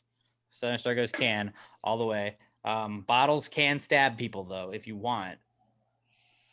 I'm pretty sure kicked it's out of a bar one time because I smashed a bottle and acted like I was going to stab a guy, and the guy was much bigger than me and would have beaten me in said fight. But I got carried out and I looked like I was going to kill that guy. So shout out to me for saving my ass in that one situation. But yes, Southern Star would never let you do that because they're not about violence. I would say What were you it's saying? I would say it's a pint glass, specifically the PTG pint glasses that you can't get anymore. Yeah, that you should have gotten when you had the chance. I will say this. I think the most efficient one It's the setting. is the can itself. I'm at home. I want it out of a can. Sometimes when you go to the bar, like you the go to a best bar, tasting one. a draft beer at a bar sometimes hits better. The best tasting one is out of a pint glass in a Draft beer at draft. the airport tastes different too. But he asked, what is the best container for the Can. beer? And I will Can. say that I think the best one is either Das Boot or a beer horn. I think what you're picking is it's limiting you to a lot of situations. Drinking I beer think- out of a horn, you feel like a fucking Drinking beer out of a horn is Viking cool warrior. until you have to set it down, and you realize the Not horn, if you've got a strap that goes around your neck. right. It's the horn. But then you also have to have a strap, which is a totally different thing. But it I think a also comes can- with a stand that you can put the it in. can goes in any situation. Actually, you know what? Never a scenario that the can is not okay in. I'm going to take away Das Boot because it's a lot of fun. It's probably the most fun one is Das Boot. And you know what? And I'll agree with you here. I'm going to take away Horn as well. Horn is the coolest one you can drink out of. Not the best. Best is can. Can Best is the is best. can. Because think about this. Das Boot. You don't wanna need do a anything Das- else. But you want to do a Das Boot with the can? Ever heard of a shotgun? Yeah. Can Well, version of a Das Boot. Have you ever drinking out of a giant boot?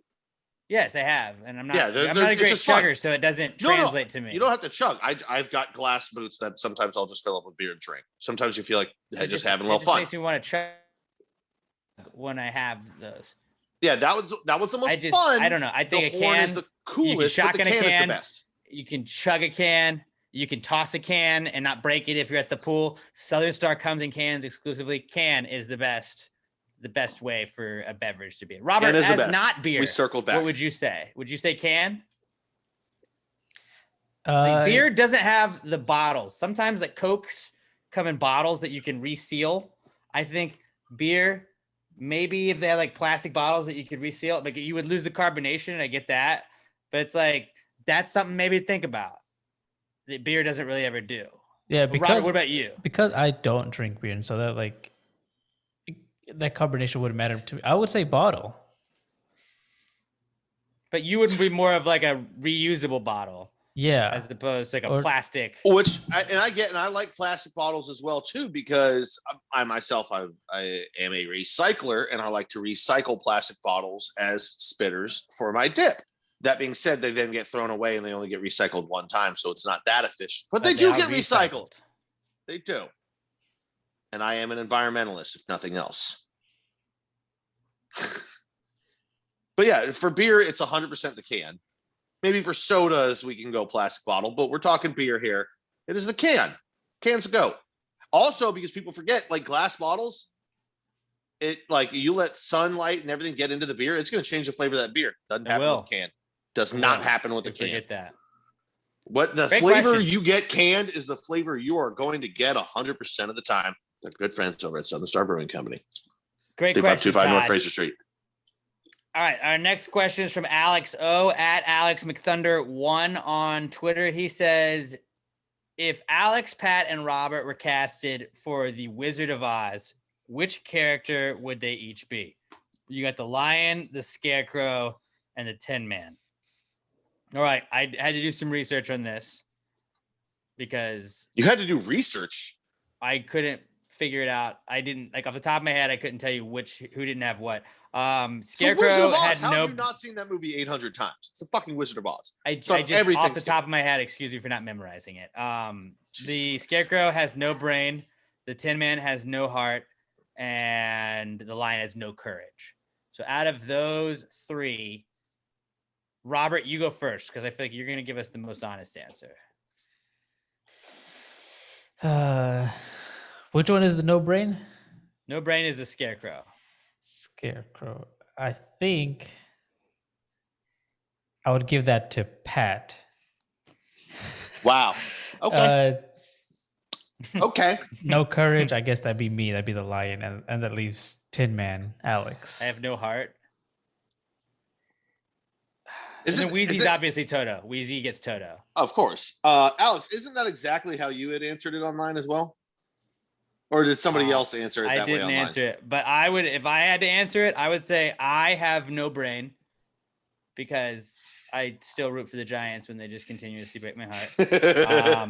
I would say that Robert is the Tin Man because you have no heart. Because like when you come over to my house, Wheezy, aka Toto, my dog loves you, and you could not care less that my dog loves you. So it's like, I love you, Robert, but you won't say it back to even me, let alone show love to my dog.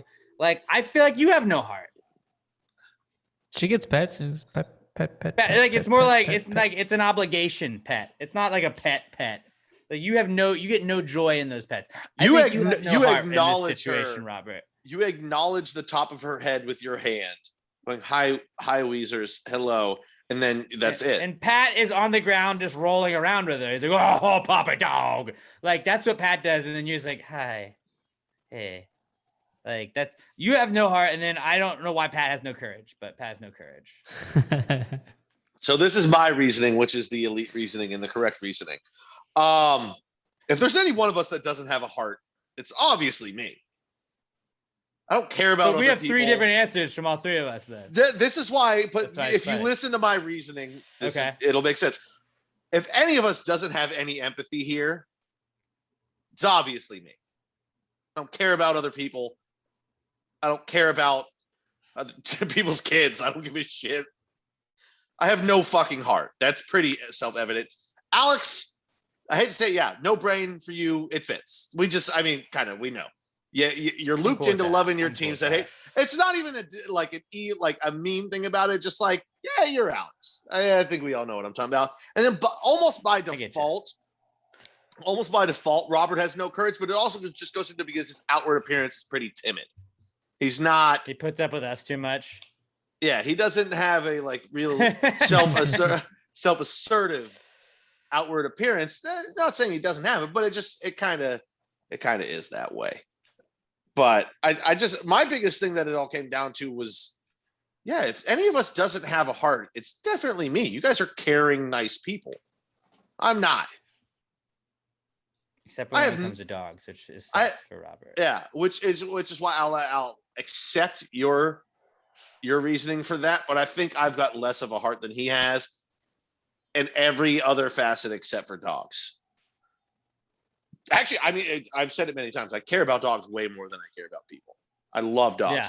People don't really give a shit about them. That was a good question, though. Alex, I find it interesting that we had 3 different answers on that. 3, yeah. We answered very differently. For sure, Robert was going to say that I had no heart.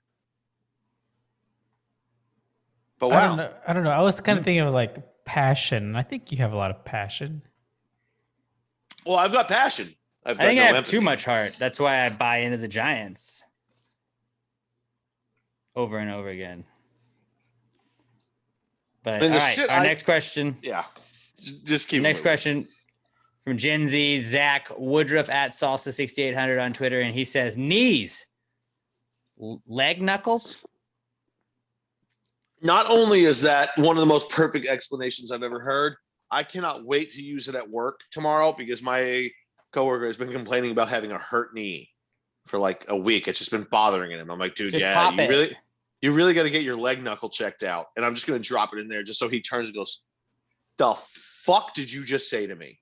Knees are definitely leg knuckles. Like, yes, just open shut case right there. Yes. Not to mention, if you eat a lobster, the little bitty legs that the little bitty legs that eat, the little spider tendrils that come off the lobster there, like when you break them right there, you got to get into the knuckle. People say that you got to get into the knuckle right there. So yeah, they are leg knuckles. And just on the actual arms too, they say knuckle, but you disagree with this, Robert? Yeah, because there's multiple knuckles, isn't there? Like here. But like if you punch somebody with your knuckle, like you really fuck them up. If you knee somebody in the face, like you're gonna really fuck them up. That's how I feel like it. Like Jorge Masvidal taught us that. Robert, I can answer that question for you. What's to say the ankle isn't the other knuckle? But ankle's not a knuckle. No, you can't. Why not? If the knee's a knuckle, the ankle is definitely a knuckle. Because your knuckle has to bend. Yeah, like you can't this. Bend like your ankle. This is where your leg goes. Like all knuckles have to bend the same direction. One part of your hand is your thigh. The fat part of your hand is your thigh. Your knuckle is the knee, and your fingers are your legs. Like that's simple. It doesn't have to be exactly the same. It's a joint that moves. It would be like shitting on the ankle. The joint between your like fingernail and like whatever the like third line on your finger. Yeah. So like, what is the knuckle? Is it this first bendy part? Is it the second? Knuckle is. They're both knuckles. They're both knuckles. You do this. These parts that stick up, the spiky parts. All of them are knuckles. Watch the video version. The portion that punches that is connected to the actual top side of your hand. That's a knuckle. Finger. The bend is a knuckle. And the joint just above the fingernail is also a knuckle. They're knuckles. How is this even a discussion? So how do you not understand what a knuckle Knuckles are on the top of your fist, right? So the answer would be no, because no, they are no. They're leg knuckles. No, Robert, I'm with you on shitting on Alex here. If you think that is the only thing that is a knuckle, the knee is not a knuckle. Only the hip is a knuckle. Then. That makes no sense whatsoever. If you're saying the knuckle is only the part at the very top that connects it to the rest of the hand, then why would the knee that's in the middle of the leg be a knuckle? Unless it bends. This is your leg. It bends. You're saying it lets it bend. Okay, that top knuckle bends. It also bends at the middle knuckle and the end knuckle, which would be the knee and the ankle. If you're saying, oh, you bend right there? If I bend over at my fucking waist, that's a bend. That's the hip. You're a stupid fuck. Can we get through one episode without you saying anything that angers me? Sometimes I just wonder, like, how you went to school and you're still this dumb. Like, you graduated, right? You graduated and you're still just dumb like this. You're literally saying that on your finger, the third bend is where the knuckle is, but on the leg, completely fucking different. The third bend is where the ankle is what I fucking said. If you had paid attention. Sorry. The first. Knuckles Let right me here. flip it. Let me flip Ankles it out right of the here. 3. Okay. This is a leg. Okay, so you Look call at the this. top. See this? Okay, so if I was kicking a soccer ball with my pointer finger right here, This is your ankle right here where I would extend at the end and kick the ball. Seems like that holds up. My knuckle right here would be my knee. Yep, holds up. No! Literally the analogy you're using. I can't wait for people to see the video of this. The analogy you're using is down there by the ankle would be the foot, is the kicker. And you're saying the knee in the middle, where it's actually bending, what you're showing right there is like a hip. I'm actually going to put this side by side right here so you can see on the video version. Look. Right here, knee is this middle one. You're showing this. That's what I'm doing right here. Then this top, what you're calling the knuckle, is the hip. You stupid fuck. You Giants-loving New York fan base, dumb fuck, that you don't even understand what you're saying. Same record as your team. And our quarterback doesn't hate us. So, but your quarterback doesn't hate you, but he's not good at football. Hey, he's got the same record as your quarterback. Like literally, you're showing a kicking motion with your finger, and what would obviously be the fucking knee. You're going, nope, that's not a knuckle, but the knee is the knuckle of the leg. Jesus, knee's the knuckle of the leg. Knee's the knuckle of the leg. Ankle, next question. Moving knee, on. Hip, next ankle, question. Hip, knee, uncle. We have one question left. We've got to wrap this episode up. I cannot wait. This episode I cannot wait. Zach, we're going to put this video. Hold on. We're going to edit this, and we're going to put me going hip, knee, ankle right there. We're going to put it together, and we're going to put a poll on it. And then you're going to see how fucking stupid you are. Move on. God damn you, Alex. God damn you. Our final question of the week comes from Danielle Weston at Danny_Weston on Twitter. She says, is egg salad still chicken salad? I would say yes. 100%. 100%. Yes. You're just going to agree with us because you want you don't want to have any more knee knuckle arguments, which I think is a smart decision on your part. Yes, egg salad is still chicken salad. Which came first? Or is it stem cell salad? I would say the egg or don't. Yes, it's chicken salad. Hey, I see what you're doing. Don't. Which came first, the chicken or the egg? I would say the egg came first, but like it hatched the chicken. So yes, egg salad is a chicken salad. Oh, we're not going to get. We're not.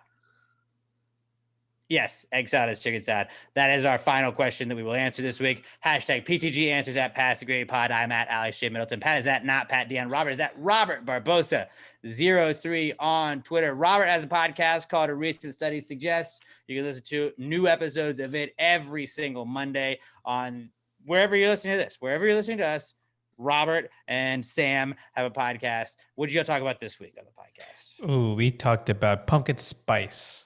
Oh, it's back. And the return of pumpkin spice. Early. Ooh, pumpkin spice. Ooh, pumpkin spice. Ooh, it's actually squash anyway. So still, and mostly cinnamon. But still, go Recent Study Pod. We have the Disappointed But Not Surprised podcast with Alex and Addie. They talked to a drag queen this week. That was an interesting conversation. You can go check that out wherever you listen to podcasts as well. We have Time Machine with Andrew Green, the Weekly D podcast. They talked some Doge on this week's pod. The Clear Big Blue podcast. Myself, that's two people, and Mike Fish. That's our three-headed podcast we do there. We talk all things soccer and NFL, specifically West Ham and Giants. Shout out, let's go West Ham. They have their first Europa game tomorrow. If you have Paramount Plus, so if you've been watching Big Brother, you'll have Paramount Plus. You'll have access to watching West Ham at 11:45 our time. And then then Pass the Grade Bro, myself, my wonderful girlfriend Emma. We do every single episode of Big Brother, and Pat and Chris Hogan sometimes hop on that. But check us out. We have a couple episodes this week. We have the episode tonight, Wednesday night, Thursday night double eviction episode, and there's a Friday night episode as well. So I don't know what you got going on, Pat, but maybe you want to hang out with me on a Friday. No, I work Friday nights. Can't. I might have to. Oh yeah, I know. Do a solo podcast. We'll figure it out, but We'll figure it out. But you guys, please give us a follow on Twitter, Instagram at Pass Grade Pod. Share us with a friend that likes podcasts as well. Give us a 5-star review on iTunes, Spotify, wherever you listen to podcasts. Have a great week. We'll talk to you guys next week. Until then, pass the gravy, you bitches.